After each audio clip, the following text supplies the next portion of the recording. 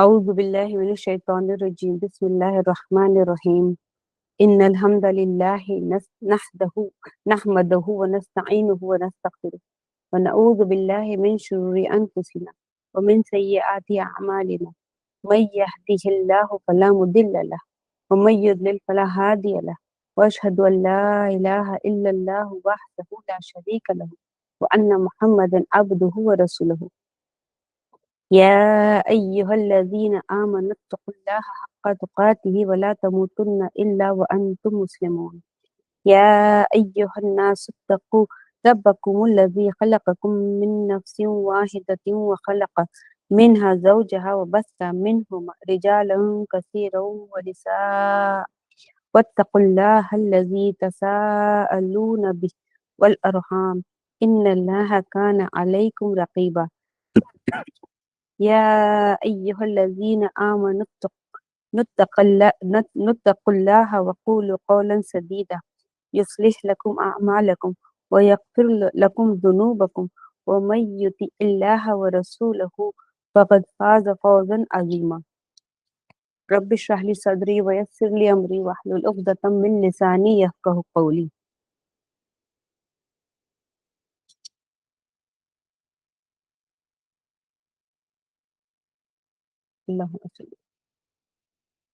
اب جو ہے آج الحمدللہ میرا دل بدل دے اس کی سیکنڈ نشست پر آئے ہیں. یہ لیکچر جو ہے چینج آف آر ہارٹ علی حمودہ کی سیریز سے لیا ہوا ہے اور میں نے تو بس ٹرانسلیشن کا کام کی ہوں، لیکن ہاں یہ ضرور کی ہوں کہ اتھینٹسٹیز چیک کی ہوں، اور جو انہوں نے جنوں کے نام لیے ہیں ان کی صورتوں کے نام، قرآن کی آیتوں کو چیک کی ہوں، اور الحمدللہ بس اتنا ہی میرا کنٹریبیوشن رہا، اس سے زیادہ نہیں. پچھلے سیشن میں ہم نے اس موضوع کا تعارف کرایا اور دل کی اہمیت کو سمجھا. کریکٹ. میرا خیال ہے کہ اب وقت آ گیا ہے کہ ہم دل کے اعمال کے ساتھ اپنی طویل سفر کا آغاز کریں. ان میں سب سے عظیم صرف 2 عربی الفاظ ہیں. مختصر کیا جائے تو یہ مسلمان کی زندگی کی سب سے اہم خصوصیات میں سے ایک ہے، جس کی غیر موجودگی میں، یعنی یہ 2 عربی الفاظ کی غیر موجودگی میں جنت کا حاصل کرنا ناممکن. یہ دنیا کی جنت ہے. آخرت کی جنت سے پہلے کون سی دنیا کی جنت ہے؟ وہ یہ 2 الفاظ جو ہے نا، یہ ہم کو دنیا کی جنت حاصل کرنے میں ہماری مدد کرتی ہے آخرت کی جنت سے پہلے. اچھا، اب یہ کون سے 2 الفاظ ہیں؟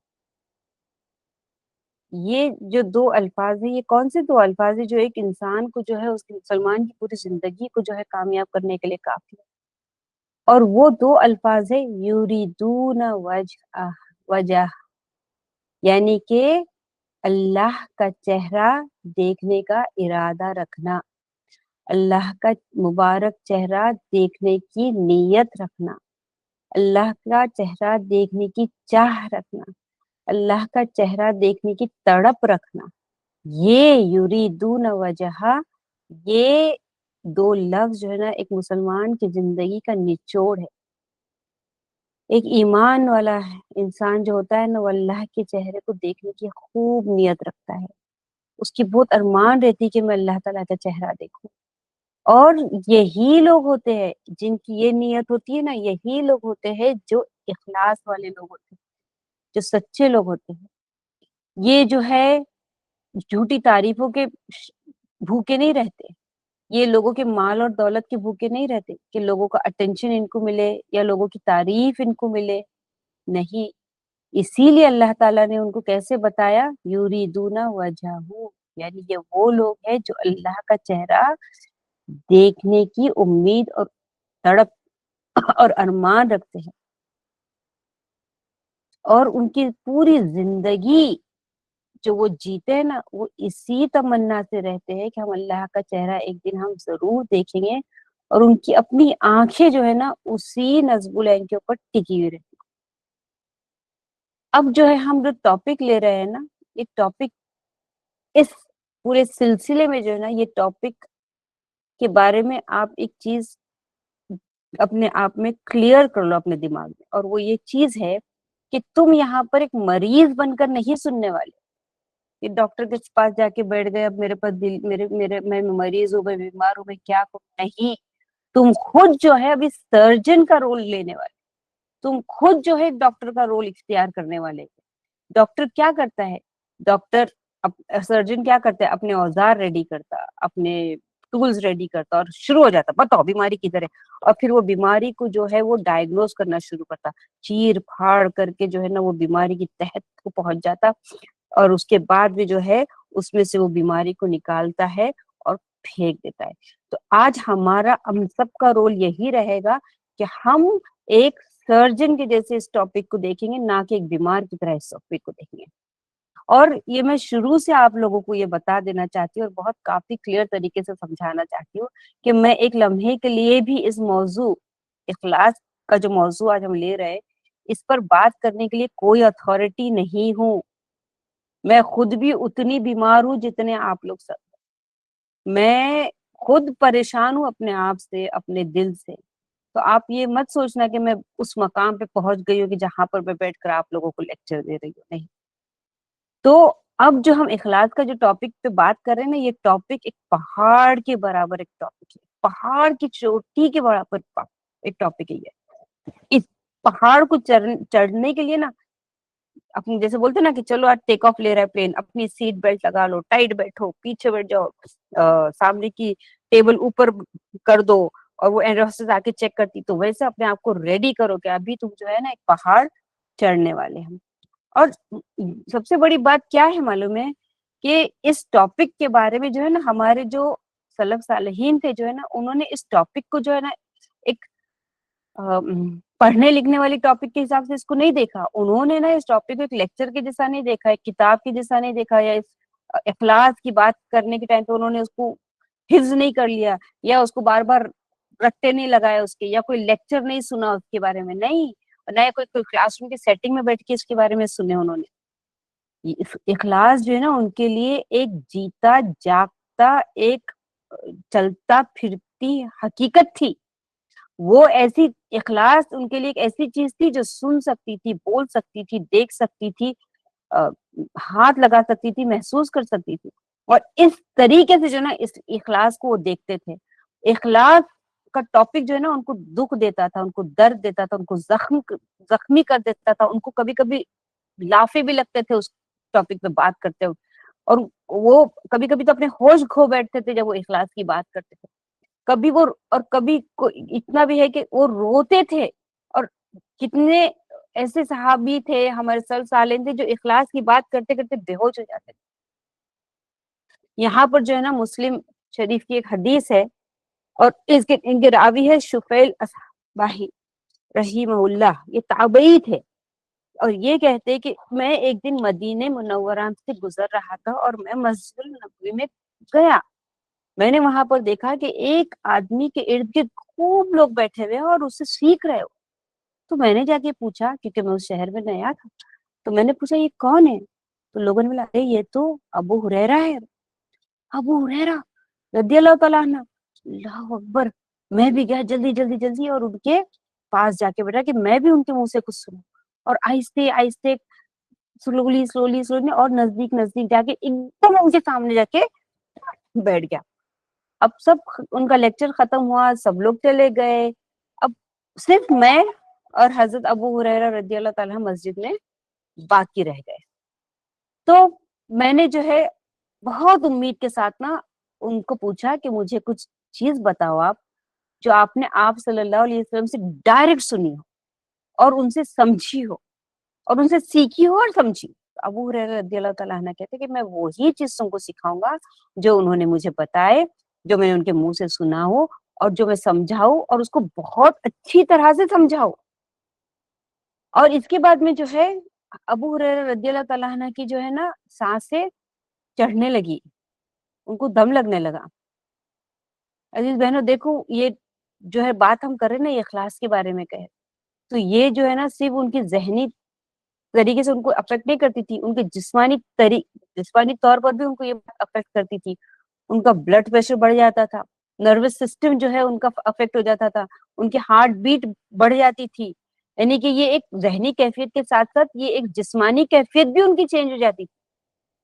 تو ان کی سانس جو ہے چڑھنے لگی، تو میں رک گیا تھوڑی دیر کے لیے، ان کو تھوڑا اسپیس دیا، پھر جو ہے نا وہ اپنے آپ کو سنبھالیا، پھر انہوں نے بولے دیکھو میں تم کو ایک حدیث سناتا ہوں جو میں نے آپ صلی اللہ علیہ وسلم سے سنا، سیکھا اور اس کو پورا سمجھا۔ تو شفیل اصباحی رحمہ اللہ کہتے ہیں کہ پھر سے ان کی سانس بڑھنے لگی اور وہ بات کرنے کے لائق نہیں رہے، اس وقت جو ہے وہ اپنے چہرے پہ سے ہاتھ پھرا رہے تھے اور اپنے چہرے سے پسینہ پوچھ رہے تھے، اور وہ ایسا تھا کہ جیسے کہ ابھی ان کو وہ بے ہوش ہو جائیں گے۔ پھر میں تھوڑی دیر رک گیا، میں نے تھوڑی دیر ان کو صبر کیا کہ نہیں ابھی نہیں، ان کو کچھ نہیں بولتا ہوں۔ پھر ان کی طبیعت تھوڑی ٹھیک ہوئی، پھر میں بولی پھر ابو ہریرہ رضی اللہ تعالیٰ عنہ بولتے کہ میں ضرور تم کو ایک حدیث سناؤں گا جو میں نے نبی کریم صلی اللہ علیہ وسلم سے سنا ہے۔ اور اب ان کو وہ بھی نہیں بولنے آ رہا کہ میں نے سنا، سیکھا، اور وہ بھی بولنے کے لائق نہیں رہے، یعنی وہ پورا سینٹینس بھی کمپلیٹ نہیں کر پا رہے ہو، اتنی ان کو دم لگنے لگی، پسینہ آنے لگا، اور وہ بے ہوش ہو گئے۔ میں ان کو اٹھا نہیں سکا، تو ان کو اٹھا بھی نہیں سک رہا تھا میں اور میں ان کو لے کے بھی نہیں جا سک رہا تھا، تو میں نے ان کو جو ہے گھٹنوں کے اوپر جو ہے وہ ٹک گئے، اوکے، اور میرے اوپر ان کا پورا وزن میرے اوپر آ گیا، اور میں ان کو جو ہے پکڑ کے رہا جب تک کہ ان کو ہوش نہیں آیا۔ پھر جو ہے انہوں نے بہت اسٹرگل کے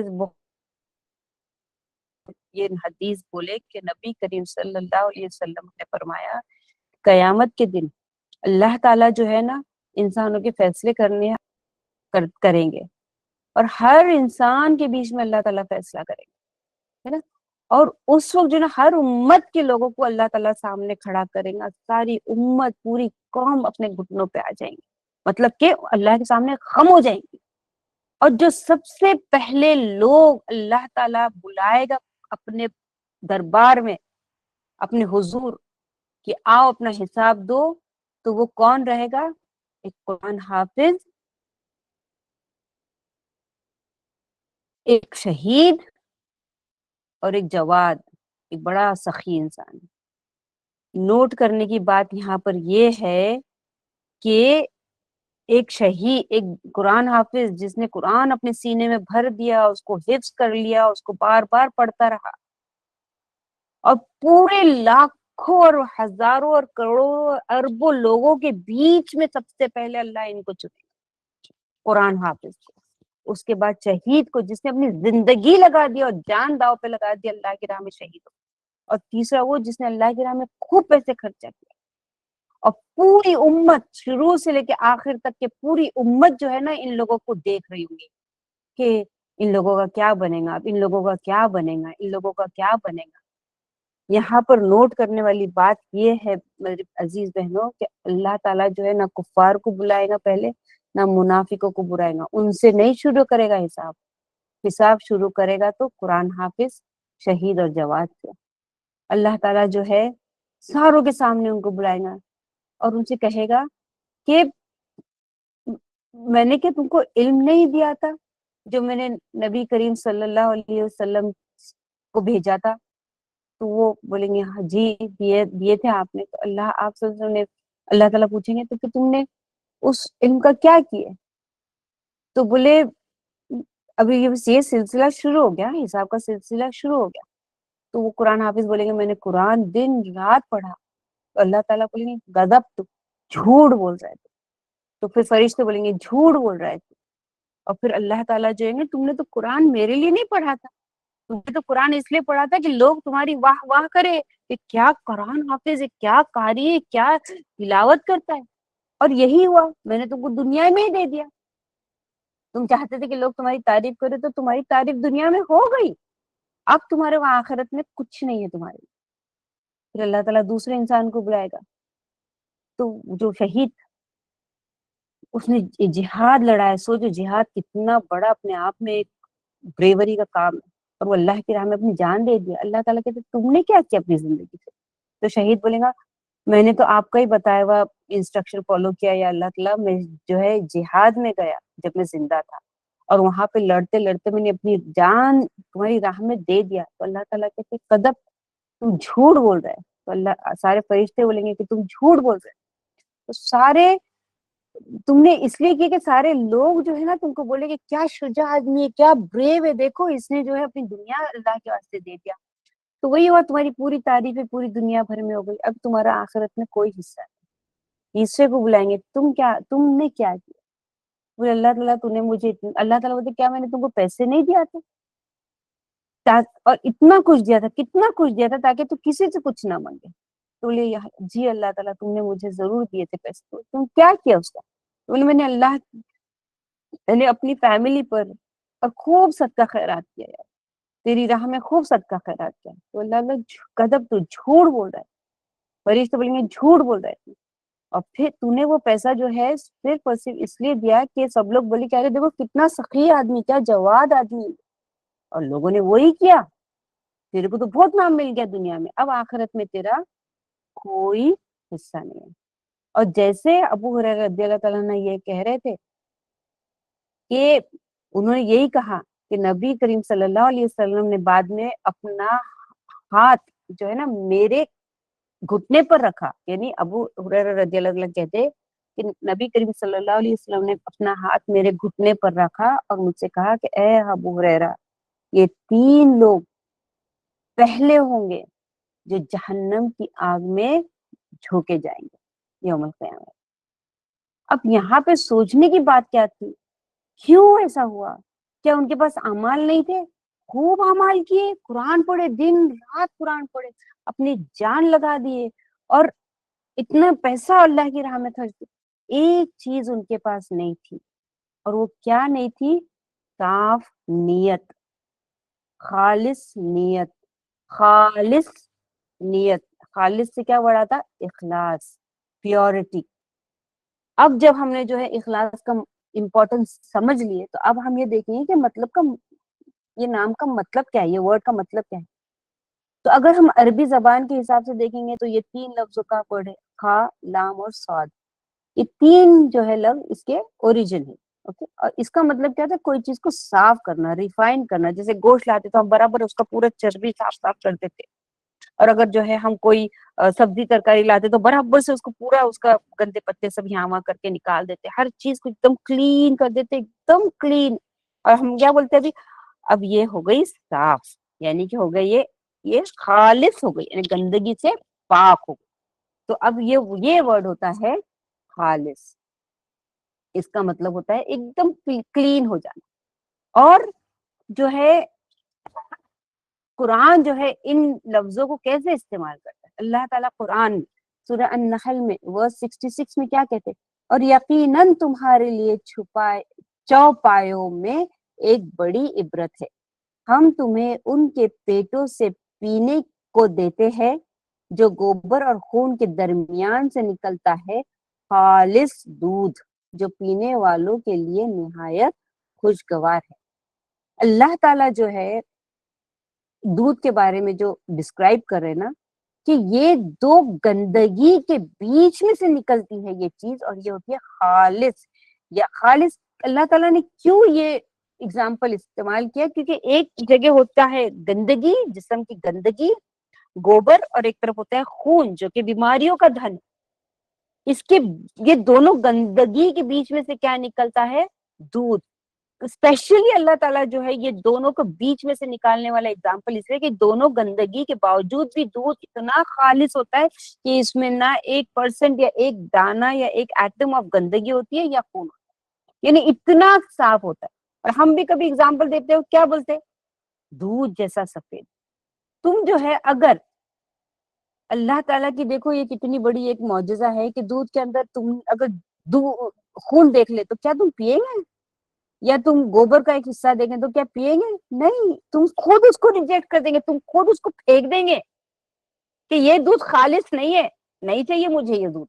اور تم وہ دودھ نہ پیئیں گے، نہ کسی کو پینے دیں گے، نہ اپنی اولادوں کو تو کبھی بھی نہیں پینے دیں گے. یہ مطلب ہوتا ہے خالص کا کہ اگر ہمارے اعمال میں 1%، ایک ایٹم، ایک ڈراپ آف ریاکاری یا جھوٹ یا ہماری نیت کی کھوٹ آ گئی نا تو اللہ تعالیٰ اس کو پھینک دیں گے، وہ نہیں لیں گے. تو اب سمجھ میں آیا تم کو عربی میں عربی کا مطلب اور ایک اسلامک مطلب. اب جو ہے حذیفہ المراشی تابعین تھے، انہوں نے کہا کہ رحیم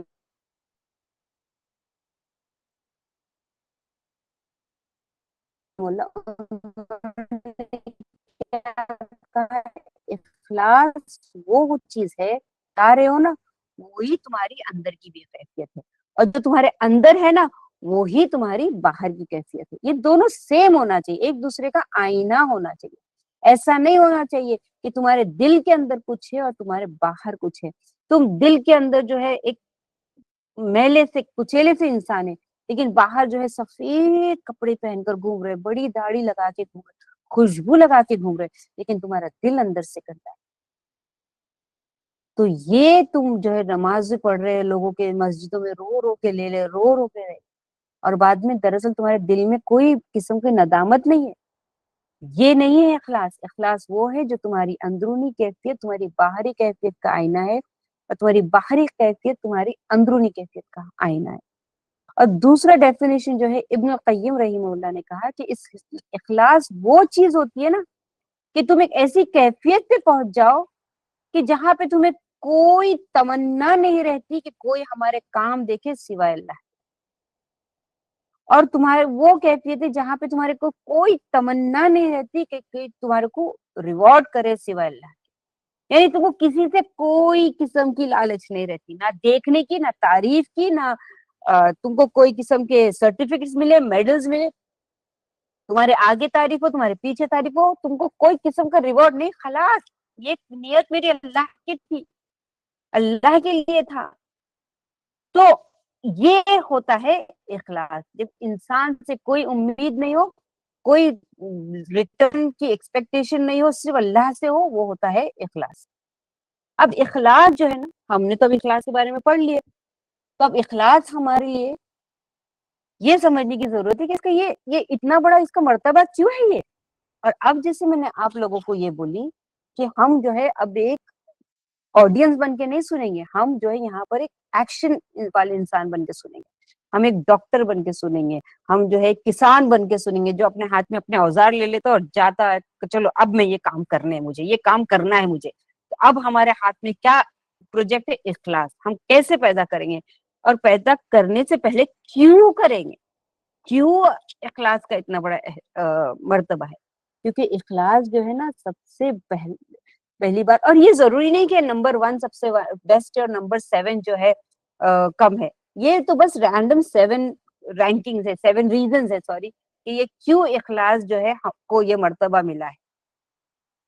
یہ 7 جو ہے ریزنز ہم کو سمجھنا ضروری ہے.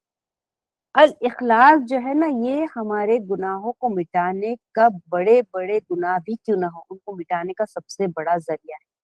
کتنے گناہ ایسے ہیں نا جس سے ہم شرمندہ ہے، خوف زدہ بھی ہے کہ اگر لوگوں کو پتا چل گیا تو کیا ہوگا ہمارا. ہمارے لیے کتنی اہم ہے کہ اخلاص کے ایک قطرہ بھی اگر ہمارے ان گناہوں کو چھو لینا تو اللہ تعالیٰ ان کو معاف کر دے گا. تم کو یاد ہے وہ قصہ، وہ ایک پروسٹیٹیوٹ تھی جس نے اخلاص کے ساتھ ایک کتے کو دودھ پلایا تھا، تو اللہ نے کیا کر دیا؟ اس کے پورے گناہوں کو معاف کر دیا تھا. اخلاص کی یہ طاقت ہے، اس اخلاص میں یہ طاقت ہے کہ تمہارے گناہوں کو معاف کریں چاہے وہ کتنے بڑے ہی کیوں نہ ہو.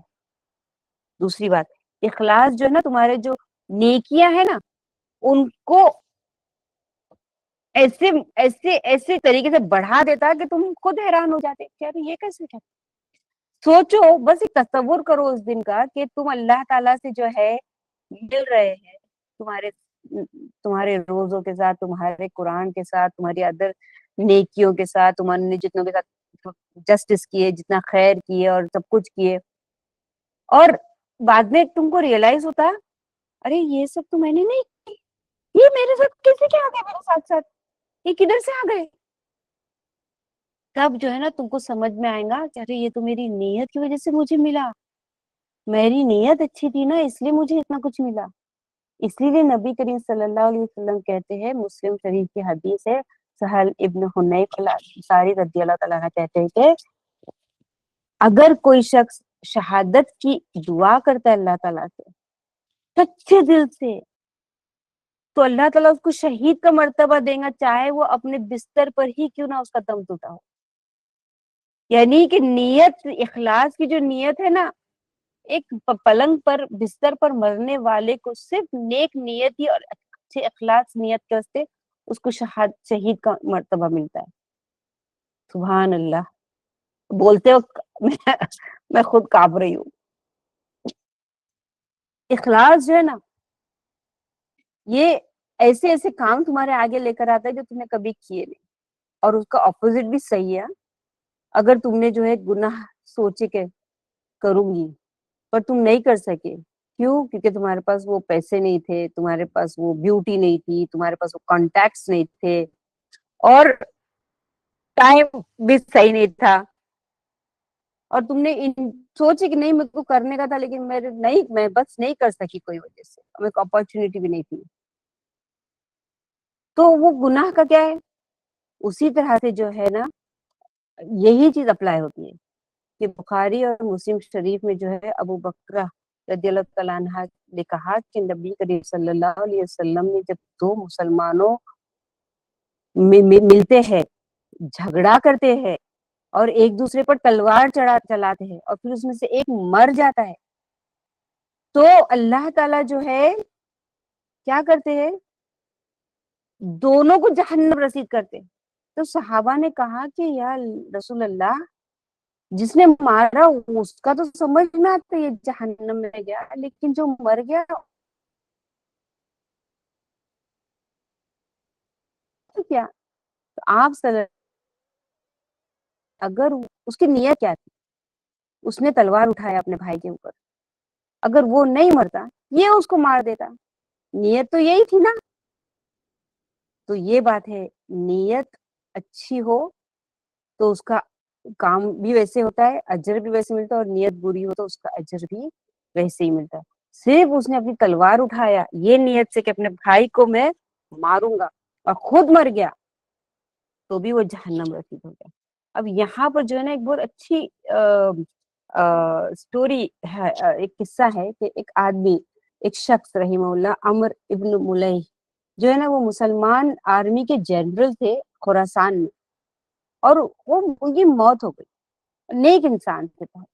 اور جب ان کی وہ گزر گئے نا تو لوگوں نے ان کو اپنے خواب میں دیکھا اور لوگوں نے ان سے کہا کیا بنا تمہارا، کیا بنا، اللہ تعالیٰ نے کیا کیا تمہارے تک، تمہارے کو کیسے ملے اللہ تعالیٰ، کہ تم سب ٹھیک تو ہے نا، تو ٹھیک تو ہے نا. تو انہوں نے بولے اللہ تعالیٰ نے میرے سارے گناہ معاف کر دیا. کیوں؟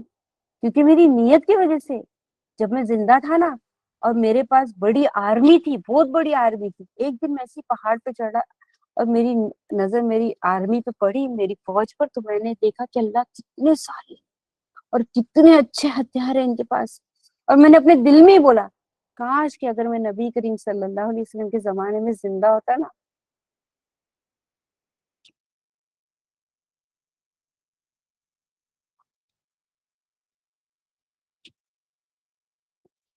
تو میں اپنی یہ فوج اور یہ اپنے ہتھیار جو ہے نا میں آپ صلی اللہ علیہ وسلم کے ساتھ جا کے لڑتا. صرف اور صرف میری یہ نیت کی وجہ سے جو ہے نا اللہ تعالیٰ نے میرے درجات بلند کر دیے اور میرے گناہوں کو معاف کر دیے.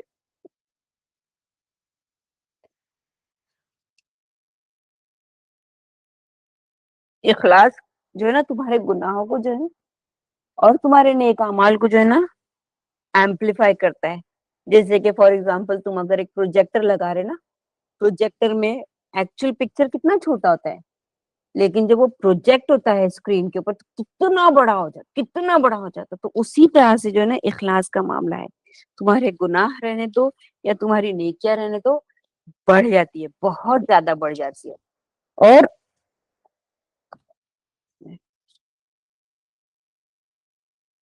اور یہ ایک ایسا سیکرٹ انگریڈینٹ ہے نا کہ جس بھی چیز کے اندر یہ ایڈ ہو جاتی ہے نا اخلاص، تو وہ چیز میں نا وہ برکت لے کر آ جاتی ہے. اور ہم ہماری زندگی میں کتنے نیک کام کر سکتے ہیں، کتنے نیک کام کر سکتے ہیں، اور پھر تم اس کو جو ہے نا اس زندگی کے اندر جو ہے نا اخلاص کے ساتھ ملا لو، کیا ہوتا اللہ تعالیٰ اس کو کتنا بڑھا دیتا.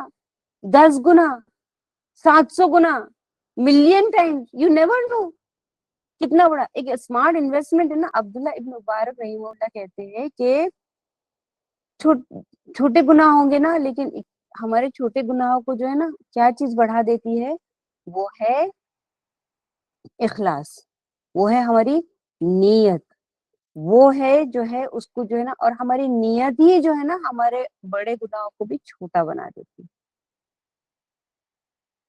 تمہاری نیت کیا ہوتی جب تم نماز پڑھتے, روزہ رکھتے, کوئی نیک اعمال کرتے, کیا نیت کرتے تم؟ تمہاری نیت یہی ہوتی نا کہ میں روزہ رکھ رہی, تو ہر کام کرتے اپنے ایک اچھی نیک نیت رکھو, اپنے کوئی بھی کام کو جو ہے نا ویسٹ مت جانے دو. تم روزہ رکھ رہے ہو, حجاب کر رہے ہو, تم جو ہے جو بھی کام کر رہے ہو نا, تو اس کے آگے جو ہے نا تم اس کے ایک نیت ایسی باندھ لو کہ وہ تمہارے ہر گناہ کو جو ہے نا اللہ تعالیٰ بڑھا دے. اخلاص کیا کرتا ہے؟ اخلاص تمہارے نیک اعمالوں کو جو ہے نا بدل دیتا ہے, اتنا اور خوبصورت بنا دیتا ہے. اور ایک نارمل ایکشن لے لو, ایک نارمل سے کھانے کا ایکشن, پانی پینے کا, میاں بیوی کے تعلقات, نارمل ایکشن جو ہے نا اخلاص سے جب وہ گزرتے ہیں نا تو وہ عبادت میں بدل جاتے. آخرت کے تم جو پریشان ہو جائیں گے, اللہ تعالیٰ کتنا خوش تھا, میں کتنا کچھ لے کر آئی, میں تو ڈر رہی تھی, اور میری ایک نیت کی وجہ سے اتنا بڑھ گیا یہ سب کچھ. دو لوگ سیم عمل کریں گے, اوکے, مگر دونوں کو ایک جیسا ریوارڈ نہیں ملا. کیوں؟ کیونکہ دونوں کی نیت میں فرق تھا. ایک آدمی کھاتا ہے, ایک آدمی دوسرا بھی کھاتا ہے, ایک آدمی سوتا ہے, دوسرا بھی سوتا ہے, اوکے. ایک کو بہت کچھ ملا, دوسرے کو کچھ نہیں ملا. کیوں؟ کیونکہ ایک جب کھاتا ہے نا تو یہ بولتا ہے کہ یہ کھانے سے یا اللہ نیت, یا اللہ تعالیٰ یہ کھانے سے تو مجھے طاقت دے تاکہ میں تیری راہ میں کام کر سکوں. اور ایک تو بس اپنا پیٹ بھرنے کے لیے کھا رہا. ایک سوتا ہے تو یہ نیت سے سوچا کہ اللہ تعالیٰ میں سوؤں گا تو تم مجھے تہجد کو اٹھا لے, تو یہ نیت کی وجہ سے اس کو بڑھ گیا. اور یہ جو ہے اسے تو بس سو کے اٹھ گیا. تو اخلاص کیا ہے؟ اخلاص وہ اوزار ہے جو ایک پتھر کو جو ہے نا ہیرے میں بدل دیتا ہے, ایک معمولی میٹل کو جو ہے نا سونے میں بدل دیتا ہے, اور وہ اوزار ہے اخلاص. معاذ بن جبل رضی اللہ تعالی عنہ کہتے ہیں کہ میں اللہ تعالیٰ سے یہ امید کرتا ہوں کہ اللہ تعالیٰ مجھے میری نیند کا بھی اسی طرح سے اجر دے مجھے جیسے کہ میری نماز کا مجھے. اس کا مطلب وہ کیا کہنا چاہ رہے ہیں کہ کیا اللہ تعالیٰ کہ میں رات کو تہجد پڑھنے کی نیت سے جب میں سوتا ہوں تو یہی امید سے سوتا ہوں کہ ہر سیکنڈ جو میں سو رہا ہوں اور میں گھراٹے لے رہا ہوں اور میں کروٹیں بدل رہا ہوں, تو میں یہ امید رہے گی کہ اللہ تعالیٰ میرے وہ ساری چیزوں کا مجھے اجر مل رہا ہوگا کیونکہ میں اچھی نیت سے سویا رات. ایک ٹیچر نے اس نے ایک بار کہا کہ جب اس کی کلاس میں جو ہے ایسے ہی جو ہے ہمارے ایک مدرسے کے اندر ایک ٹیچر پڑھا رہے تھے اور دروازے پہ کسی نے ٹھوکا, تو ایک بچہ گیا, بولا سوری کسی نے ٹھوکا, تو ایک بچہ اٹھا جا کے دروازہ کھولنے کے لیے, تو نہیں, تو انہوں نے بولے کہ میں جاتا ہوں کھولنے کے لیے, انہوں نے دروازہ کھولا. تو میں نے واپس آ کے بولے تم کو پتا ہے میں کیوں گیا دروازہ کھولنے کے, تو بولے کیوں؟ کیونکہ میں تم لوگوں کو آج ایک نئی چیز سکھاتا ہوں. جب میں دروازہ کھولنے کے لیے گیا, اس پہ جب کھٹکھٹاہٹ ہوئی تو میں دروازہ کھولنے کے لیے گیا, تو میں نے یہ نیت کیا کہ میں دروازہ کھول رہا ہوں تاکہ میرا بھائی اندر آ جائے, تاکہ اس کو دھوپ میں کھڑا نہ رہنا پڑے. میں نے یہ نیت کیا کہ میں اس کے چہرے کو دیکھ کے مسکراؤں گا تو ایک سنت ادا ہو جائیں گی. پھر میں نے جو ہے اپنا سیدھا ہاتھ اس کے سیدھے ہاتھ میں دیا, یہ بھی سنت ہو گئی. اور پھر اس کے بعد میں جو ہے میں نے اس کو سلامت کر دیا, تو میں نے ایک اور سنت کما لیا. پھر میں نے اس کو اپنے گھر میں بلا لیا, یہ بھی ایک سنت ہو گئی, دعوت دیا. پھر میں نے جو ہے اس کو اپنے گھر میں بلا کے احترام سے کھلایا پلایا, یہ بھی میں نے ایک سنت ادا کی. پھر میں نے میں نے اور بولتے گئے 40 نیکیاں انہوں نے لکھ دیے. یعنی ایک دروازہ کھولنے پہ انہوں نے اپنی نیت ایسی کر لی ہے کہ وہ ہر ایکشن جو وہ کر رہے تھے نا وہ نیکی میں بدل گئی تھی. تو اخلاص ایک ایسا اوزار ہے جو ہمارے ہر معمولی اعمال کو بھی جو ہے زبردست بدل سکتا ہے اچھائی میں. اب اخلاص کیا چیز ہے؟ اخلاص وہ چیز ہے جو تمہارے ہر کام کو جو ہے نا اللہ تعالیٰ کا سپورٹ اس کو ملتا ہے. تم جو بھی کام اللہ کے واسطے کرو گے نا، تم جو ہے دعوت کا کام کرو، تم لکھنے کا کام کرو، تم انسٹاگرام پہ کوئی اللہ کا نام لے کر اللہ کے واسطے کوئی کام کرو، تم جو بھی کام کرو اللہ کے واسطے اور اس میں اگر اخلاص ہے تو اللہ تعالیٰ خود اپنی ذمے پہ لیتا ہے کہ میں اس کو آگے بڑھاؤں. اور وہ تمہارا جو پروجیکٹ جو تم نے ہاتھ میں لیو نا اس کو آگے اللہ تعالیٰ پہنچاتا ہے اور اس کو 4 کونے تک پہنچاتا ہے. ایسے ایسے لوگوں تک پہنچائے کہ تم ایسے کونے تک جائیں گے تمہارے کام کے تم کو یقین بھی نہیں آئے گا، چاہے پوری دنیا تمہارے اگینسٹ کیوں نہ ہو. جسٹ اخلاص بتانے کی ضرورت ہے اور اللہ تعالیٰ ساری تکلیفوں کا، ساری مشکل پارٹس کا خیال رکھ لے گا. ابراہیم علیہ السلام جو ہے لوگوں کو حج پر بلائے تھے ابو قبیس سے، ہے نا، ماؤنٹ ابو قبیس سے انہوں نے بلائے آؤ حج کے لیے. کیا تھا؟ زمین خالی، کوئی نہیں، لوگ نہیں، بس اللہ تعالیٰ نے بولے اور اللہ تعالیٰ کو بولے کہ آؤ ادھر آؤ حج کو آؤ. اللہ تعالیٰ نے حکم دیا ہے کہ تم لوگ مکہ کو آؤ. کون تھا ادھر؟ کوئی نہیں تھا. لیکن کیا وجہ ہے کہ یہ جو دعوت تھی وہ آج کس طرح سے بدل گئی ہے، کیسی برکت آئی ہے، کہاں سے لوگ وہاں جاتا ہے. کیوں؟ کیونکہ ان کی دعوت میں اخلاص تھا، نیک نیتی تھی. اور امام مالک رحمہ اللہ کہتے ہیں کہ جو بھی چیز اللہ کے لیے کی جاتی ہے نا وہ قائم رہتی ہے. امام مالک رحمہ اللہ کے زمانے میں اور بھی کتنے سارے لوگ تھے جو معطا لکھ رہے تھے، جو کتاب لکھ رہے تھے، جو حدیثوں کو کمپائل کر رہے تھے اور بہت سارے کام کر رہے تھے. کتنے سارے تھے کہ وہ اکیلے تھے اس زمانے کے نہیں. مگر کیا وجہ کہ امام مالک کا ہی نام ہم کو یاد رہتا ہے جب ہم معطا کا بات کرتے ہیں، کیونکہ وہ نیتوں پہ بات. اللہ تمہارا جو بھی پروجیکٹ ہے چھوٹا سا کیوں نہ پروجیکٹ ہو، اگر وہ اللہ کے لیے تم نے وہ شروع کیے اخلاص کے ساتھ کیے، پوری دنیا کو پتا چل جائے گا اس کا، چاہے پھر وہ کتنی بھی مشکل کام دے.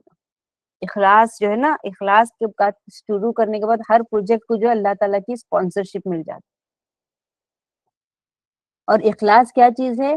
اخلاص جو ہے نا تمہارے کو دنیاوی ٹینشن، دنیاوی سٹریس، دنیاوی پریشانی، دنیاوی جھنجھٹوں سے جو ہے نا اللہ تعالیٰ تمہاری حفاظت کرتا ہے، وہ تم کو بچاتا ہے. تم کو کتنی ساری چیزیں نا فکرے ہے جو تم کو دن رات میں جگا کے رکھتی ہے. پیسوں کا پیسے کا ہے، اور جو ہے تمہارے کو جو ہے دنیا کے اندر کتنی ساری چیزیں ایسی ہے جو تمہارے کو پریشان کر رہی ہے. اخلاص جو ہے نا تم کو اس دنیا کی پریشانیوں سے باہر نکالتا ہے اور بعد میں پھر آخرت کی پریشانی سے باہر نکالتا ہے. اکرمہ ابن ابی جہل رضی اللہ تعالیٰ عنہ، ان کی زندگی پہ ایک نظر ڈالتے. انہوں نے پوری زندگی اپنی اللہ کے اور اللہ کے رسول صلی اللہ علیہ وسلم کے خلاف لڑتے ہوئے نکالا اور آخری منٹ تک نا مکے میں لڑ رہے تھے. اور بعد میں جب مسلمان فتح حاصل کر لیے تو بھی وہ لڑ رہے تھے اور بعد میں لڑتے لڑتے وہ ہمت نہیں ہارے. انہوں نے جو ہے اپنا ارادہ نہیں بدلا. ضدی تھے، وارئر بھی تھے اور ضدی تھے. اور بعد میں جب ان کو پتا چلا کہ مکہ گیا ہاتھ سے، فتح ہو گیا یہ اور اب وہ کچھ نہیں کر سکتے، تو بولے میں تو یہ ایسی زمین پہ رہ ہی نہیں سکتا جہاں مسلمان رہتے، میں تو پورا عربیہ چھوڑ کے ہی چلے جاؤں گا. اور بولے میں یمن چلے جاؤں گا اور وہیں جا کے رہوں گا. ابو جہل تو تھا نہیں، تو ان کے پاس کوئی فیملی نہیں تھی پیچھے رہنے کے لیے، تو وہیں جا کے رہوں گا. اب حاکم رضی اللہ تعالیٰ جن کی وائف تھی وہ مسلمان ہو گئی تھی، تو وہ ان کے پیچھے پیچھے گئی، کیونکہ یہ گئے تھے سمندر کے پاس بوٹ میں بیٹھ کے میں نکل جاؤں گا. تو ان کی بیوی ان سے کہتی ہے کہ اکرمہ میں ابھی نبی کریم صلی اللہ علیہ وسلم کے پاس سے آ رہی ہوں اور انہوں نے وعدہ کیا ہوا ہے کہ اگر تم ان کے پاس آ جاؤ گے نا تو تمہاری معافی کو قبول کر لیں گے، وہ تم کو کوئی قسم کی تکلیف نہیں پہنچاؤ گے. کیونکہ اللہ آپ صلی اللہ علیہ وسلم نے مکہ میں ہر کسی کو جو ہے نا معافی دے دی، انہوں نے ہر کسی کو جو ہے انہوں نے معاف کیے. اور وہ تم کو بھی معاف کر دیں گے. ہاں بس کچھ نام ایسے ہیں جن کو وہ وار کرمنلز ہے جو ان کو وہ نہیں معاف کرنا, مگر تم نہیں ہے ان میں سے. تو اکریمہ جو ہے کہتے ام حاکم سے کہ نہیں, تم نہیں بول رہی, تو نہیں بولے, انہوں نے تمہاری گارنٹی کے بارے میں, سیفٹی کے بارے میں گارنٹی دی ہے اور میرے پاس رائٹنگ میں ہے. تو انہوں نے دیکھے بھی نہیں ان کی طرف, اور ان کو جو ہے جس وہ اپنی ناؤ میں چڑھ گئے اور یمن کی طرف نکلنے لگے. بہت اپسیٹ تھے کہ مسلمان کیسے جیت سکتے تھے. اور جیسے وہ بوٹ میں جا رہے تھے سمندر میں طوفان آ گیا اور وہ ناؤ بہت زور زور سے کوتے کھانے لگی, اونچی اونچی لاٹیں آنے لگی اور موت بالکل برحق ہو گئی, جیسے کہ اب تمہیں مرنا ہی ہے. تو اکریمہ جو ہے دعائیں مانگنے لگے اور اپنے جو ان کے جو جن کی وہ پوجا کرتے تھے ان سے دعائیں مانگنے لگے. تو جو ناؤ کا جو کیپٹن تھا اس نے بولا اخلص, مطلب کہ خالص کر دے اپنی عبادت صرف اللہ کے لیے اور سچا ہو جا, تو کچھ نہیں تے کو بچانے والا اس موقع پر سوائے اخلاص کے. اور وہ بات ایسی جا کہ ہٹ ہوئی ان کو کہ ان کو ایسا لگا کہ اب تک کہ میرے آنکھوں کے اوپر یہ جیسے گھوڑوں کو لگاتے نا کہ وہ لگے ہوئے تھے تکبر کا, ایروگنس کا, ایسے مانو جیسے کسی نے ایک دم سے ہٹا دیا میری آنکھوں پر سے, اور میں کیوں جو وہ حق کا مخالف کر رہا ہوں زبردستی کا, اور میں کیوں جو ہے حق سے بھاگ رہا ہوں. تو ان کے وہاں پر وہ نیت کرتے کہ یا اللہ اگر تو مجھے بچا لیا نا تو میں نبی کریم صلی اللہ علیہ وسلم کے پاس جاؤں گا اور ان کے ہاتھ پر بیٹھ دوں گا. اور اللہ تعالیٰ نے ان کو بچائے اور وہ گئے اور انہوں نے جو ہے مکے میں گئے, مکے میں جا کے جو ہے آپ صلی اللہ علیہ وسلم کے ہاتھ پر بیٹھ لی اور انہوں نے یہ بولا کہ میرے پچھتاوے کا ایک سب سے بڑی نشانی یہ رہے گی نبی کریم صلی اللہ علیہ وسلم کہ میں ہر جنگ میں لڑوں گا اور میں آپ کے ساتھ رہوں گا اور میں ہر جنگ میں بہت بہادری کے ساتھ لڑوں گا مسلمانوں کے ساتھ. اور وہ کیے ویسے ہر جنگ میں لڑے, ہر جنگ میں مسلمانوں کے ساتھ گئے. بات آ گئی جنگ یرموک تک, اور جنگ یرموک میں وہ بہت بری طرح سے زخمی ہوئے اور وہ آخری سانسیں لے رہے تھے. اور وہاں پہ 3 تھے جو آخری سانس لے رہے تھے, حارث ابن ہشام رضی اللہ تعالیٰ عنہ, عبداللہ ابن ایاس رضی اللہ تعالیٰ عنہ اور اکرمہ ابن ابی جہل رضی اللہ تعالیٰ عنہ. اور تینوں آخری سانس لے رہے تھے اور جو ہے ان کو پانی جب گئے تو اکریمہ بولتے کہ دیکھو ان کو زیادہ ضرورت ہے, تم ان کو پانی دو, دیکھو مرنے میں بھی ان کے اخلاق دیکھو, ان کو پانی دو. دوسرے والے بولا نہیں مجھے نہیں, آپ تیسرے کو دو, اس کو زیادہ ضرورت ہے. تیسرے والا بولا نہیں آپ اکریمہ کے پاس جاؤ, ان کو زیادہ ضرورت ہے. جب تک وہ اکریمہ رضی اللہ تعالیٰ عنہ کے پاس آئے تو تینوں گزر چکے تھے اور تینوں کی روح جو ہے نکل گئی تھی. کیا چیز تھی جو اکریمہ رضی اللہ تعالیٰ عنہ کو بچائی؟ کیا چیز تھی کہ انہوں نے یہ بولا, ان کی بیوی نے ان سے بولی کہ دیکھو اکریمہ اگر تم نہیں مسلمان بنیں گے نا تو تم ختم ہو جائیں گے. کیا چیز تھی جو اس نے ان کو جو ہے سمندر سے واپس لے کر آئی؟ کیا چیز تھی جو ان کو شہادت نصیب ہوئی؟ یہ صرف اور صرف اخلاص تھا. تو اخلاص ہونے کی وجہ سے جو ہے ان کی دنیا بدل گئی, ان کی دنیا اللہ تعالیٰ نے سنوار دیا اور ان کی آخرت بھی سنوار دیا. اور اخلاص جو ہے ہماری آخرت میں بھی ہمارا سب سے بڑا ہمارا سیویئر بولو, پناہ گزار جو ہوگا وہ ہمارا صرف اور صرف اخلاص. جب تم وہ اناؤنسمنٹ سنیں گے نا, اللہ تعالیٰ تو یوم القیامت پہ کہیں گے کہ یہ حق کا دن ہے اور یہ دن سچائی کا دن ہے, اور اس دن جو ہے نا سچے لوگ کو ہی فائدہ ہوگا, اور یہی دن ہوگا جب جو ہے اخلاص والے لوگ چمکیں گے. الجنید البغدادی بہت بڑے عابد تھے بغداد سے, عراق, اسکالر بھی تھے, اور عابد کے نام سے ان کو بہت زیادہ پہچانا جاتا تھا. پوری زندگی جو ہے نا انہوں نے اپنی لوگوں کو اللہ تعالیٰ کے بارے میں بتاتے ہوئے اور سکھاتے ہوئے گزاری. اور جب ان کا انتقال ہوا تو لوگوں نے ان کو اپنے خوابوں میں دیکھا اور انہوں نے بھی وہی کہ اللہ نے تمہارے ساتھ کیا کیا, اللہ کے سامنے جو تم کھڑے تھے تو تمہارا کیا بنا, کیا ہوا تم کو. تو وہ بولتے ہیں کہ میں نے اپنی پوری زندگی جو ہے نا ایسے ایسے الفاظ استعمال کیے اور ایسے ایسے باتیں کی, ایسے کمپلیکیٹڈ ہم لوگوں نے پروجیکٹ ٹاپکس کے اوپر ڈسکشنز کیے, ایسے ایسے سائنسز ہم لوگوں بات کرتے تھے, ایسے ایسے محاورے استعمال کرتے تھے, اور کیا بڑے بڑے جو ہے ہم لوگ لیکچرز دیتے تھے, کتنا کچھ کرتے تھے, لیکن وہ کچھ بھی مجھے فائدہ نہیں پہنچایا اس دن. صرف 2 رکعت کی نماز جو میں نے اس رات پڑھا تھا پورے اخلاص کے ساتھ, اور وہ چیز تھی جو مجھے اللہ تعالیٰ نے بچائی. اخلاص ہونا انسان کے لیے کتنا ضروری ہے.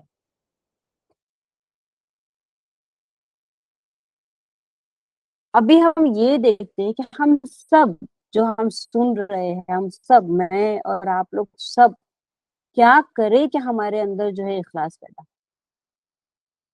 اور یہ پاسبل ہے کہ ہمارے اندر اخلاص پیدا ہو سکتا ہے.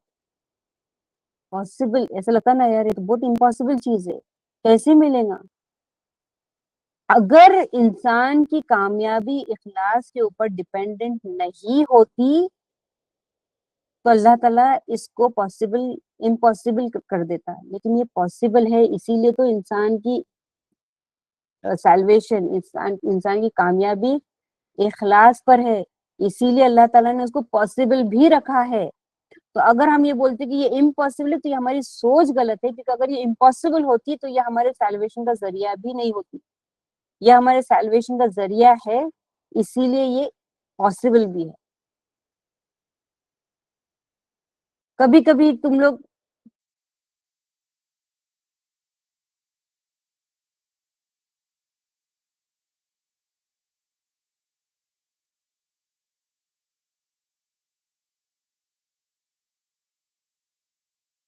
میں کیسے مخلص ہو سکتا ہوں, میں مخلص کیسے ہو سکتا ہوں, کتنا ہم لوگ دیکھتے ہیں یہ بات کہ اب قیامت کے دن اخلاص کیا ہو جائے گا, اور اللہ تعالیٰ نے یہ ہمارے ہاتھ میں اس کی کنجی دیا ہے کہ اخلاص کی کنجی تمہارے اپنے ہاتھ میں ہے, تمہارے اپنے کنٹرول میں ہے. تم کوشش کرو گے, اپنے آپ کو ٹرین کرو گے تو اخلاص تمہارے اندر ضرور پیدا ہوگا. تو ہم جو ہے اب وہ طریقے دیکھیں گے جس طریقوں سے ہمارے اندر اخلاص پیدا ہوگا. سب سے پہلی بات تو یہ کہ اللہ تعالیٰ کے جو تمہارے اوپر احسانات ہیں نا ان کو یاد کرو. اگر تمہارے اندر تم کو ایسا لگتا ہے کہ نہیں ریاکاری ہے یا ان سے ریاکاری آ گئی ہے, میں شو آف کر رہی ہوں, میں جب قرآن پڑھتی ہوں تو لوگ مجھے دیکھتے تو میرے اندر ایک ریاکاری آتی, اور تمہارے کو لگتا ہے کہ لوگ تمہاری تعریف کرتے تھے وہ کتنی اچھی مسلمہ ہے کر کے, اور تمہاری بہت تعریف ہو رہی ہے, اور تم کو یہ بھی نہیں معلوم کہ اللہ تعالیٰ میں ریاکار نہیں ہوں, لیکن اب میرے کو ایسی فیلنگ آ رہی کہ لوگ میری تعریف کرے تو شاید میں شو آف کر رہی, اور ڈر لگنے لگتا ہے کہ اللہ ابھی میں کیا کروں, میری یہ 2 رکعت قبول بھی ہوں گی کہ نہیں, یا وہ میں جو نماز پڑھ رہی تھی وہ میں تو سجدہ اس میں تھوڑا لمبا ہو گیا تھا یا اللہ کچھ سیکنڈ کے لیے, کیا وہ ریاکاری میں شمار ہوگا. تو اس چیز کو لڑنے سے پہلے سب سے پہلے تو تم اللہ کی احسانات کو یاد کرو. یہ ساری ریاکاری جو اندر سے چیخ چیخ کے آ رہی ہے تو ریاکار ہے, تو ریاکار ہے, تو یہ ریاکار, یہ ساری خاموش ہو جائیں گے. کیوں؟ کیونکہ تم سب سے پہلے تو اللہ تعالیٰ کو بولو کہ اللہ تعالیٰ تو ہی تھا جس نے مجھے اسلام بتایا, تو ہی تھا جس نے مجھے راستے پر لایا, تو ہی تھا جس نے مجھے عبادت سکھایا, مجھے ہی کیوں, کتنے سارے لوگ ہیں جو میرے سے زیادہ انٹیلیجنٹ ہے, میرے سے زیادہ اسمارٹ ہے, میرے سے زیادہ اچھے ریزلٹس آتے تھے, ان کو زیادہ میرے سے زیادہ علم, ہاؤ کم کہ میں ہی تیری عبادت کر رہی ہوں. یہ کیا ہے اللہ تعالیٰ کہ میں ہی جو ہوں گناہوں سے بچنے کے لیے مجھے آسان فیل ہوتا ہے, جبکہ میرے بازو والے زیادہ گناہ کرتے. اور اپنے احسانات کو، اللہ تعالیٰ کے احسانات کو اپنے اوپر یاد کرتے رہو کہ یہ تمہارا اپنا انٹیلیجنس نہیں ہے، یہ اللہ کا احسان ہے جو تم یہ کر رہے. اور اللہ تعالیٰ جو ہے کبھی بھی اس چیز کو تمہارے پاس سے لے سکتا. سورہ حجرات کی 17ویں آیت میں اللہ تعالیٰ کہتے ہیں کہ وہ آپ پر احسان جتاتے ہیں کہ وہ اسلام لے آئے ہیں.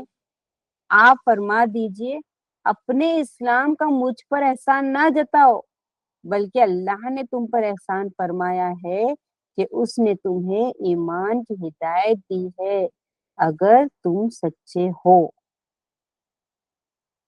تو یہ سوچو کہ یہ ایک حقیقت ہے کہ اللہ تعالیٰ نے تم کو عبادت گزار بنایا، ایک نیک مسلمان بنایا، ایک اچھی مسلمان عورت بنائی. تو یہ تمہارے اپنے کرنے کے کام نہیں ہے. اگر تھوڑی بھی فیلنگ آ رہی تو اس کا شے کس کو جانا چاہیے؟ صرف اور صرف اللہ سبحانہ تعالیٰ کو. صحیح بخاری کی حدیث ہے، حدیث نمبر 4106 اور 4099، اور صحیح مسلم کی حدیث ہے 1803. نبی کریم صلی اللہ علیہ وسلم فرماتے ہیں اے اللہ اگر آپ نہ چاہتے تو ہم ہدایت نہ پاتے، نہ صدقہ دیتے اور نہ نماز پڑھتے. تو سب سے پہلی بات، جب بھی ایسا لگا کہ ارے میں تو اتنا کچھ کر رہی، تو یہ تمہاری بات نہیں ہے، یہ تمہارے کرنے کے کام نہیں ہے، اللہ تعالیٰ تمہارے سے کرا رہا ہے یہ سارے کام. دوسری بات، لوگ کتنے حقیر ہے یہ سوچو. جن کو تم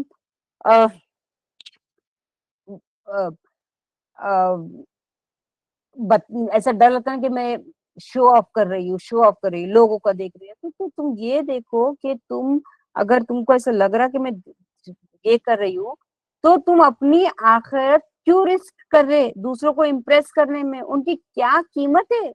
وہ انسان جن کو تم امپریس کر رہے یا جن کو تم شو آف کر رہے، ان کی حیثیت جانو، کیا انسان ہے وہ بھی تو وہی ہے نا. جن تم کو بھوک لگتی ان کو بھوک لگتی.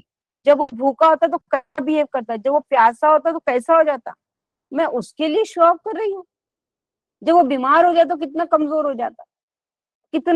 جاتا، اور جب وہ مرتا تب مٹی ہو جاتا.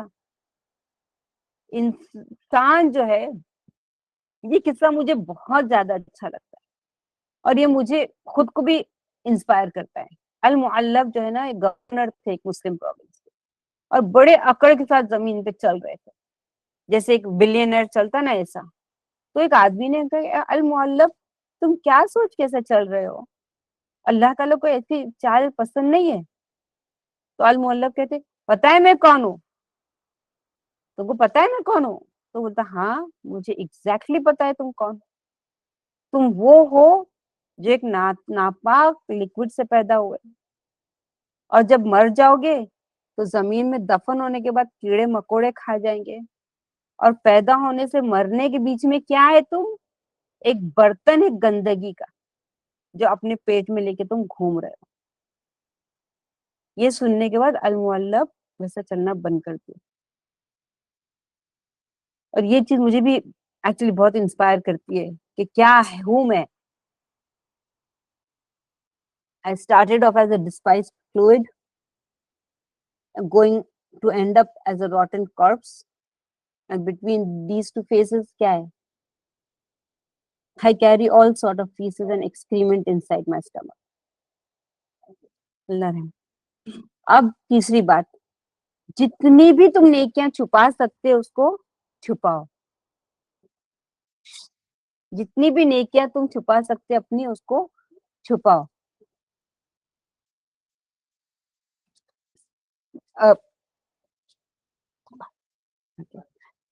جتنی بھی تم اپنی نیکیاں سے چھپا سکتے ہو لوگوں سے ان کو چھپاؤ، تاکہ کسی کی نظروں کو تمہاری نیکیاں دکھے نہیں. اور یہ سب سے بہترین علاج ہے ریاکاری کا، شوئنگ آف کا سب سے بہترین علاج ہے. اگر تم کو ایسا لگتا ہے نا کہ تم کبھی پبلک میں روئے اللہ کے سامنے، تو بولا الحمدللہ اللہ تیرا کرم ہے، اٹس اوکے نو پرابلم. اگر میں کسی کے سامنے، اللہ کے سامنے اگر مسجد میں رو لی کوئی بات نہیں، مگر کیا تم صرف مسجد میں ہی روتے ہو؟ کیا تم اکیلے میں کبھی روئے اللہ کے سامنے؟ کیا کبھی تم کرتے ہو ایسا؟ تم اللہ کو صرف پبلک میں یاد کرتے ہو اور گھر میں آ کے جو ہے بیٹھ کے نیٹ فلکسنگ کرتے ہو؟ تو پھر اگر ایسی بات ہے تو تم کو سچ میں غور و فکر کرنے کی ضرورت ہے کہ اگر تمہارے ایکشن جو تم پبلک میں کرتے تم یہ سوچ لو کہ میرا یہ جو ایکشن جو میں لوگوں کے سامنے کرتی ہوں یہ قیامت کے دن کاؤنٹ ہی نہیں ہونے والا ہے، کاؤنٹ ہی نہیں ہونے والا ہے، یہ سمجھ کے چلو.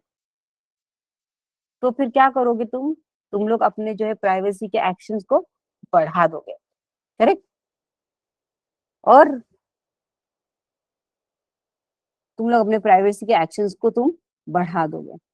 اب یہاں پر حذیفہ ابن یمان رضی اللہ تعالیٰ عنہ وہ ایک صحابی تھے اور ان کو جو ہے سارے منافقوں کے نام پتا تھے اور وہ سیکرٹ رکھے ہوئے تھے. تو ایک شخص ان کے پاس آتا ہے اور کہتا ہے کہ کیا میں منافق ہوں؟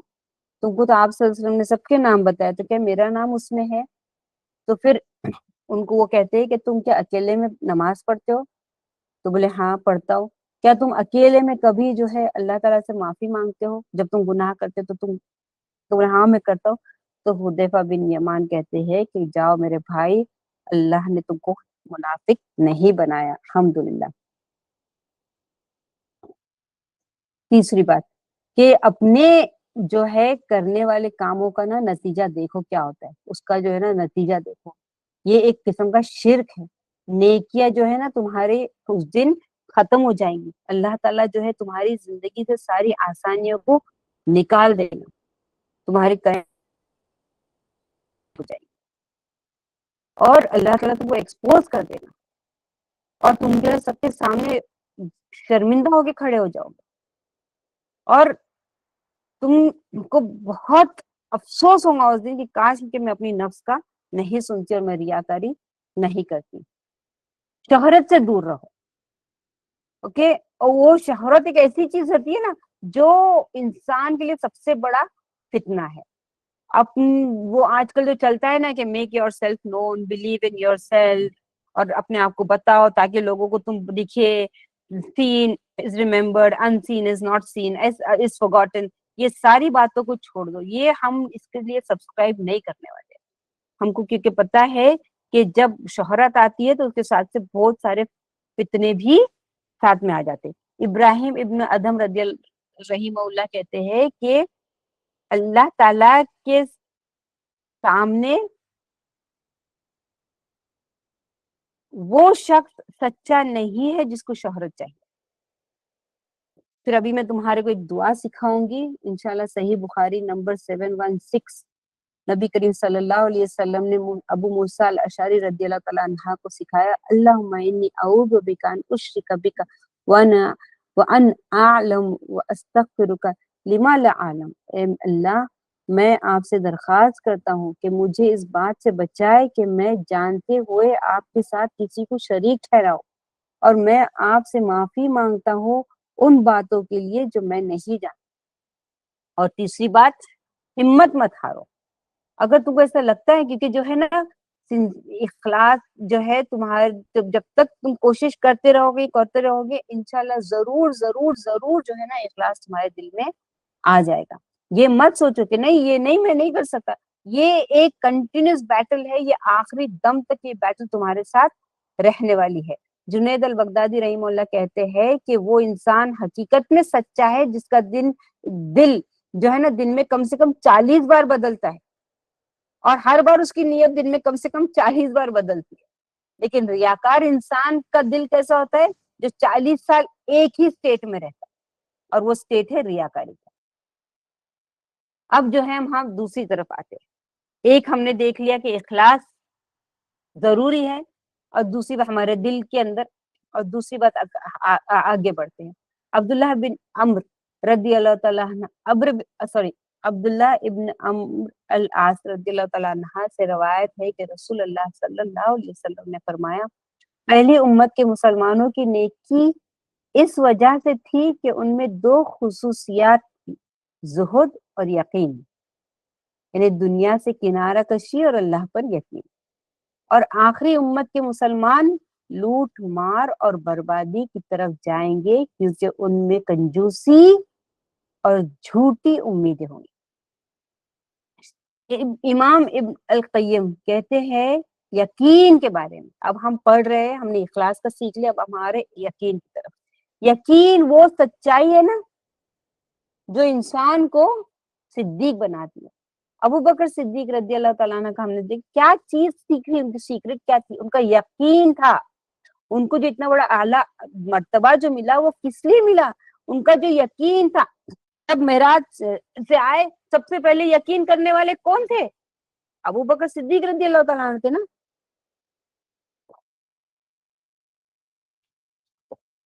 ان کی یقین کی وجہ سے جو ہے نا ان کو اتنا بڑا درجہ ملا۔ اب یقین کیا ہے؟ سب سے پہلی بات یقین، دیکھو ہم بولیں گے نا کہ ہم کو یہ خبر ملی، نہیں بابا میں نے تو سنی ہوں، دیکھی تو نہیں ہو۔ اچھا میں نے تو دیکھی ہوں مگر میں نے سنی نہیں بابا، ہو سکتا کہ میرے آنکھیں بھی غلط دیکھیں، لیکن میں نے سنی بھی اور میں نے دیکھی بھی۔ یہ 100% تو پرسنٹیجز ہوتے ہیں۔ یقین اگر ایک پیرامڈ دیکھیں گے نا نالج کا، سب سے اوپر کی چوٹی جو ہوتی ہے نا وہ 100% وہ یقین ہے۔ جنید البغدادی کہتے ہیں کہ ایمان، یقین کیا چیز ہے؟ یقین وہ علم کا مقام ہے جو جب دل میں رس بس جائے۔ یقین علم کا وہ مقام ہے جو دل میں رس بس جائے۔ علم جو ہے جب دل میں رس بس جاتا ہے نا وہ ہوتا ہے یقین۔ انہوں نے یہ نہیں بولے کہ عالم ہونا، علم حاصل کرنا، کتابیں لکھنا، لیکچر دینا، نہیں، جب وہ علم جو تم نے حاصل کیا جب تمہارے دل میں اتر جاتا نا پھر وہ نہیں بدلتا، وہ نہیں بدلتا، چاہے کتنا بھی پریشر آنے دو، کچھ بھی ہونے دو، نہ غائب ہوتا نہ بدلتا، وہ ہوتا ہے یقین۔ اب ایک مسلمان کو جو ہے نا اللہ کی ذات پر یقین ہے اور ہر چیز جو اسلام کہتی ہے نا اس کے اوپر اس کا یقین ہے، اور اس کے دل میں جو ہے نا 1% کا بھی ڈاؤٹ نہیں ہے، 1% کا بھی کنفیوژن نہیں ہے، اور اس کا دل روشن ہے کہ نہیں میں یقین رکھتا ہوں کہ اللہ ہے، نبی کریم صلی اللہ علیہ وسلم، جنت ہے، جہنم ہے، یوم القیامت ہے، کتابیں بھی اور ساری باتیں، ہاں اصحاب الکہف تھے، یاجوج ماجوج آنے والے ہیں، دجال آنے والا ہے، یہ چیزیں نہیں، جب یہ انفارمیشن ہمارے دل میں بیٹھ گئی خلاص اب اس کو کوئی نہیں چینج کر سکتا، یہ ہوتا ہے یقین۔ یہ اس وقت ہوتا ہے کہ جب تم نے چیزوں کو جو ہے نا اپنی جسم والی آنکھوں سے نہیں مگر اپنے دل والی آنکھوں سے دیکھیں۔ جب ہم کوئی چیز کو اپنی آنکھوں سے کیسے دیکھتے ہیں تو ہمارا یقین بھی آتا ہے نا اس کے اوپر، لیکن جب ہمارے دل کی آنکھوں سے جب چیزوں کو دیکھتے ہیں نا وہ ہوتا ہے یقین۔ اب جو ہے یقین کے لیولز کیا ہوتے ہیں؟ ایک ہوتا ہے علم الیقین۔ علم الیقین کیا ہے؟ علم پر یقین لانا کہ ہاں یہ گلاس ہے، یہ گلاس کے اندر پانی ہے، اس کا علم مجھے ہے۔ سورۃ التکاثر میں وقف ہے کلا لو تعلمون علم الیقین۔ تو یہاں پر یہ کہتے ہیں ہمارے سلف صالحین کہ میں نے جنت دیکھی اور میں نے جہنم بھی دیکھی۔ تو لوگ بولے تم نے کیسے دیکھی جنت اور جہنم، تم نے کیسے دیکھا، اب تو تم زندہ ہو؟ نہیں، میں نے نبی کریم صلی اللہ علیہ وسلم کی آنکھوں سے دیکھا۔ اور ایک شخص کہتا ہے کہ نبی کریم صلی اللہ علیہ وسلم نے جہنم دیکھی اور جنت دیکھی نا اپنی آنکھوں سے، میرے لیے وہ انفارمیشن ہی کافی ہے، کیونکہ اگر میں دیکھتا نا تو شاید میں گڑبڑ کرتا، لیکن آپ تو نے دیکھی نا تو ضرور وہ صحیح ہے اور وہ حق ہے اور وہ بالکل پرفیکٹ ہے۔ تو یہ آدمی نے دیکھا نہیں، بس کی انفارمیشن، تو یہ ہے علم الیقین۔ اب اس کے بعد آتا ہے عین الیقین کہ ہاں گلاس آف پانی تو ہے لیکن اب اس کو تم نے پی لی ہے نا، سوری وہ گلاس آف پانی ہے، تم کو یہ انفارمیشن تھی پر ہاں اب تم نے آنکھوں سے دیکھ لیا اس گلاس کو، پانی کو، تو یہ ہوتا ہے عین الیقین۔ عین آنکھ، عین الیقین، سورۃ التکاثر 7 ثم لترونہا عین الیقین۔ نبی ابراہیم علیہ السلام نے جو ہے اللہ تعالیٰ سے کیا کہا کہ یا اللہ تعالیٰ تم زندے کو کیسے، مردے کو کیسے زندہ کرتے ہو، میں دیکھ سکتا ہوں؟ تو اللہ تعالیٰ کہتے ہیں کہ ہاں دیکھ سکتے ہو، کیا تم کو مجھ پہ ڈاؤٹ ہے؟ لا بلا بلا بلا، نہیں نہیں نہیں نہیں، مجھے ڈاؤٹ نہیں ہے، مجھے ڈاؤٹ نہیں ہے، مگر میں صرف دیکھنا چاہتا ہوں۔ پھر اللہ تعالیٰ نے ان کو بتایا کیسے کرتے ہو۔ اب کیا تھا یہاں پہ جو اللہ ابراہیم علیہ السلام کو جو علم الیقین تھا نا کس چیز میں بدل گیا؟ عین الیقین میں بدل گیا۔ تو علم تھا کہ ہاں اللہ تعالیٰ جو ہے کرتے ہیں، لیکن جب انہوں نے پرندوں کو دیکھے ہوتے ہوئے تو وہ ہو گیا آنکھوں سے دیکھنا عین الیقین۔ اب تیسرا لیول ہے حق الیقین، کہ ہاں وہ پانی ہے گلاس کے اندر، یہ ہمارا علم ہے، ہم نے جو وہ گلاس کو دیکھ لی، یہ ہو گیا عین الیقین ہو گیا۔ اب جب ہم پانی پیتے ہیں ہو گیا حق الیقین۔ سورۃ الواقعہ میں 95 میں اللہ تعالیٰ کہ ان ھذا لہو حق الیقین، کہ جب آخر میں انشاءاللہ انشاءاللہ انشاءاللہ ہم جب جنت الفردوس میں داخل ہوں گے وہ ہوں گا حق الیقین، کہ اللہ نہ کرے جہنم میں جائیں گے۔ جب ہم ایکسپیرینس کرتے ہیں ہمارے پورے سینسز کے ساتھ ہوتا ہے حق الیقین، اور اللہ تعالیٰ سے بہت زیادہ دعا ہے کہ یا اللہ تعالیٰ ہم کو یا رب جنت الفردوس میں آپ صلی اللہ علیہ وسلم کے ساتھ رکھ، تاکہ ہم اٹھتے بیٹھتے ہر وقت تیرے چہرے کا دیدار کریں۔ اب ہم یہ دیکھتے ہیں کہ جو لوگ یقین رکھتے ہیں نا ان کو کیسے اجر ملتے ہیں۔ تو جو یقین والے جو لوگ ہوتے ہیں نا ان کے دلوں کے اوپر ایک قسم کا نور ہوتا ہے۔ یہ نور جو ہے نا یہ کیا کرتا ہے، یہ ان کے دل میں اطمینان پیدا کرتا ہے، یہ ان کے اندر توکل پیدا کرتا ہے، یہ اللہ سے ان کو ڈراتا بھی ہے اور اللہ کے اندر امید بھی ان کو بناتا ہے۔ یہ والا یقین، یہ والے لوگ اللہ سے ملنے کی بہت تمنا رکھتے ہیں اور اللہ کے ہر فیصلے میں راضی رہتے ہیں۔ یہ سب سے زیادہ آگے بڑھ چڑھ کے کام کرنے والے لوگ ہوتے ہیں، اور چاہے وہ کتنے بھی مشکلوں سے کیوں نہ گزرتے ہو ان کے دل ہمیشہ روشن ہوتے ہیں۔ شیخ الاسلام ابن تیمیہ کہتے ہیں کہ جب نہیں کہتے، ابن القیم کہتے ہیں کہ جب شیخ الاسلام ابن تیمیہ رحمہ اللہ جب ان کے اوپر بہت زیادہ ظلم ہو رہا تھا اور ان کو جیل کیا گیا تھا اور ان کو ٹارچر کیا جاتا تھا اور ان کو بہت سزا دی جاتی تھی اور ان کو قتل کر دیں گے اور جلا وطن کر دیں گے، نکال دیں گے باہر، یہ سارے ان کو تھریٹننگ آتی تھی، تو شیخ الاسلام اپنے ابن تیمیہ اپنے اسٹوڈنٹ سے کیا کہتے تھے، جیل کے اندر سے کیا کہتے تھے کہ الحمدللہ یا رب، الحمدللہ یہ نیکی، میں بہت بڑا اللہ تیرا کرم ہے پروردگار جو تو نے مجھے یہ دیا، میں تیرا کتنا شکر ادا کروں کم ہے۔ اور کہاں سے بول رہی ہے؟ جیل کے اندر سے بول رہے ہیں، اور کہتے تھے کہ میں نہیں ہوں جو کہ جیل میں قید ہے، یہ وہ لوگ ہیں جو اپنے ہوس اور اپنے ارمانوں کے شکار بنے رہے۔ اصل قیدی میں نہیں ہوں، اصل قیدی وہ ہے جو اللہ کی یاد سے غافل ہے۔ میں قیدی نہیں ہوں، میری فکر مت کرو، میں بہت اچھا ہوں، الحمدللہ اللہ تعالیٰ نے مجھے اچھا رکھا۔ اور جب پھر ان کو یہ دھمکی دی گئی کہ ابھی تم کو ہم الیگزینڈریا کو بھیج دیں گے، جلا وطن کر دیں گے اور اس کے بعد تم کو قتل کر دیں گے، انہوں نے کتنی اچھی بات بولی، انہوں نے کیا کہا، دیکھو یہ لوگ ہوتے ہیں جن کے دل روشن ہوتے چاہے کتنی بھی تکلیفیں کیوں نہ ہو۔ کیا کہا انہوں نے، اگر تم مجھے قتل کرو گے تو یہ میرے لیے شہادت ہے، اور اگر تم مجھے جلا وطن کرو گے تو یہ اللہ کی زمین میں میرے لیے سیر ہے، اور اگر تم مجھے سائپرس جلا وطن کرو گے تو میں وہاں کے لوگوں کو اسلام کی دعوت دوں گا اور وہ میری دعوت قبول بھی کر لیں گے، اور اگر تم مجھے یہاں قید خانے میں ہی رکھو تو پھر تو فکر نہ کرو، یہ جگہ میرے لیے عبادت گاہ بن جائے۔ پھر انہوں نے نہایت حیرت انگیز بات کی اور انہوں نے کہا میں ایک بھیڑ کے مانند ہوں، جہاں بھی گروں گا یا جہاں بھی گرایا جاؤں گا روئی پر ہی گروں گا، میں مطمئن ہوں، چاہے تم مجھے قتل کرو جلا وطن کرو، میں ایک مطمئن انسان ہوں، کیونکہ میرے پاس یقین ہے اور میں اپنے رب کے ساتھ سکون میں ہوں۔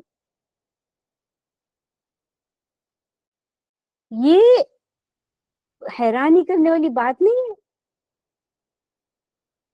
کہ ان کو اتنی مشکلوں میں، اتنی پریشانی میں، اتنے ٹارچر میں، اتنے ٹربیولنس میں بھی جو ہے وہ خوش ہے، اللہ کی رضا سے راضی ہے۔ یہ ہوتے ہیں دل کے روشن لوگ۔ دوسری بات، یقین والے جو لوگ ہوتے ہیں نا وہ لوگوں کو راہ دکھاتے ہیں، تم کبھی کبھی سوچتے زندگی میں کہ یا اللہ میری زندگی ختم ہو جا رہی مگر میں ایسے تو کوئی کام ہی نہیں کر رہی ہوں جو مجھے کرنا چاہیے، جسے تو راضی ہو جائے۔ کبھی کبھی تمہارے دل میں یہ بھی خیال آتا ہے کہ اللہ تعالیٰ لوگ میرے سے کیا سیکھ رہے ہیں اور میں کیا سکھا رہی، کل کو جب میں مر جاؤں گی تو میری یہ نیک اعمال میرے لیے صدقہ جاریہ کیا بنے گا، کیا ہے جس سے میرے درجات بلند ہوں گے۔ اور کبھی کبھی یہ ہوتا ہے کہ میں کیسے جو ہے لوگوں کو راہ دکھاؤں اسلام پہ، نہ مجھے زیادہ بولنے آتا، نہ میں امام، نہ میں قرآن حافظ ہوں، نہ میری کو کوئی اتنی بڑی کام ہے یہ کچھ۔ یہ اس بات کا مطلب ہے کہ لوگوں کی رہنمائی کے لیے خیر کے معامل میں رہنما کے طور پر لیا جائے، یعنی کہ اس کا مطلب یہ ہے کہ جب تمہارے اندر خیر ہو اور تمہارے اندر یقین ہو نا تو تم اپنے آپ لوگوں کے رہنما بن جاتے۔ سورہ الشورى سجدہ میں 24ویں آیت میں اللہ تعالیٰ کیا کہتے ہیں کہ ہم نے ان میں سے رہنما، یعنی ایمان والوں کے لیے ہم نے ان میں سے رہنما بلند کیے جو ہماری ہدایت کے مطابق لوگوں کو رہنمائی کرتے تھے جب وہ صبر کرتے اور ہماری نشانیوں پر پختہ یقین رکھتے تھے۔ تو ہم نے ابھی دو چیزیں دیکھے کہ صبر کرتے تھے اور یقین رکھتے تھے۔ ابن القیم کیا کہتے کہ جب صبر کی شادی جب یقین سے ہو جاتی ہے نا تو اس شادی سے جو بچہ پیدا ہوتا ہے نا وہ بچے کا نام ہے ایمان، یعنی صبر اور یقین کا جب ملاپ ہو جاتا ہے نا تو اس کا پروڈکٹ کیا ہے؟ ایمان۔ اب انسان کے لیے جو ہے نا سب سے بڑے فتنے جو ہے نا اس کی زندگی میں دو ہیں، ایک شبہات جو اس کے دین میں شک اور شبہات پیدا کرتے، اور ایک شہوات جو اس کی نفسانی خواہشات ہے، جو حرام لذت ہے۔ صبر کیا کرتا ہے؟ ہماری جو حرام لذت ہے، جو نفسانی خواہشات کو کے دروازے بند کر دیتا ہے۔ اور یقین کیا کرتا ہے؟ وہ جو دین کے اندر شک اور شبہات پیدا کرتے ہیں اس کے دروازے بند کر دیتے ہیں۔ تو جب تمہارے دونوں دروازے بند ہو گئے تو سوچو تمہارے ایمان کا لیول کدھر جائے گا۔ تو یقین جو ہے شک و شبہات کے دروازے بند کرتا، صبر جو ہے حرام کے دروازے بند کر دیتا، تو تمہارا ایمان بڑھنا ہی بڑھنا ہے، تمہارا یقین اللہ پہ بڑھنا ہی بڑھنا ہے، اسلام پہ بڑھنا ہی بڑھنا ہے۔ اور پھر یقین کیا کرتا ہے؟ یقین جو ہے اس کے پاس زبردست ویئر ہاؤس ہے حوصلے کا اور طاقت کا۔ ہمارے پاس دیکھو کتنا یقین ہے، ہمارے پاس کتنا علم ہے، پر ہم نہیں امپلیمنٹ کرتے۔ کتنے لوگوں کو معلوم ہے کہ فجر کی نماز پڑھنا ہے اور اس کی امپورٹنس کتنی ہے، اور پھر بھی وہ نہیں اٹھ پاتے اور نماز پڑھتے۔ علم ہے کریکٹ، لیکن عمل نہیں ہے۔ پیٹرول ہے تمہارے پاس لیکن تمہارے پاس گاڑی نہیں، کیا فائدہ وہ پیٹرول کا؟ تمہارے پاس گاڑی نہیں تو پیٹرول کو لے کے کریں گے کیا تم؟ اور گاڑی ضروری کیوں ہے؟ کیونکہ گاڑی میں بیٹھ کے تم جو ہے نا علم سے عمل کا سفر پورا کریں گے۔ اب وہ گاڑی کون سی ہونی چاہیے؟ وہ گاڑی کا نام ہے ایمان۔ تو ایمان کی گاڑی جو ہے نا تمہارے کو کیا کریں گی؟ علم حاصل کرائیں گی، اور پھر وہ علم حاصل کرے ہوئے کو تم کو لے کر کہاں جائیں گی؟ عمل کے دروازے پر لے کر جائیں گی۔ تو ایمان جو ہے کیا کرتا، یقین کیا کرتا، تم کو علم سے کہاں لے جاتا؟ عمل پہ آمادہ کرتا۔ تو جب تم کو جو ہے اللہ تعالیٰ کہتے ہیں کہ یہ جہنم ہے، تم کو ایسے کام مت کرو، یہ جہنم کی طرف لے جائیں گے، ایسے کپڑے مت پہنو جہنم کی طرف لے جائیں گے، ایسے کاروبار مت کرو، اور پھر جو ہے تم کو جہنم کی آگ میں تم سڑو گے، تم قبر کی عذاب تمہارے کو ملے گا، پھر تم ہلتے نہیں ہے، تم کو کچھ نہیں ہوتا، انفارمیشن سب ہے تمہارے پاس، ہو سکتا نہیں بھی ہو، مگر جب انفارمیشن ہے اور تمہاری گاڑی آگے نہیں ہل رہی، اس کا مطلب کیا ہے؟ تمہارے پاس یقین کمزور ہے تمہارا۔ اور جب تمہارا یقین مضبوط ہو جاتا نا پھر تم راتوں کو اٹھتے، ٹھنڈی میں وضو کرتے، چاہے کتنے لمبے روزے ہو تم روزے رکھتے، چاہے تم کو پھر کتنی راتوں کو تم اٹھ کے روتے اللہ کو، اور صبح میں کسی کو ذکر نہیں کرتے کہ آنکھوں سے آنسو گرے، میں نے رات کو اتنا رویا اور میں نے رات کو یہ کیا اور میں نے رات کو، کیونکہ تمہاری پھر کیا ہو جاتی؟ نیت بھی خالص ہو جاتی۔ اب یہاں پر ایک بات نوٹ کرنے کی ہے کہ میں یہاں یقین یا دل کی ان خصوصیات کے موضوع پر کسی قسم کی اتھارٹی نہیں ہوں، میں کوئی حیثیت نہیں ہے میری۔ میں نہیں بات کر رہی ہوں میں جو ہوں یہاں پر تمہارے ساتھ ایک طالب علمی ہوں اور اس موضوع کا مطالعہ کر رہی ہوں اور تمہارے ساتھ مل کر بڑھنے کی امید رکھتی ہوں. واللہ مجھے محض ایک ذریعہ سمجھو تم لوگ, کسی حد تک ایک آواز پہنچانے والی مشین, ایک ساؤنڈ, ایک اسپیکر سمجھو, بس میں پڑھ رہی ہوں اور تمہارے تک پہنچا رہی ہوں. اور میرا ارادہ ہے کہ ہم سب مل کر آگے بڑھیں. میں یہ دعویٰ نہیں کرتی ہوں کہ میں اس بلند مقام پہ پہنچ چکی ہوں.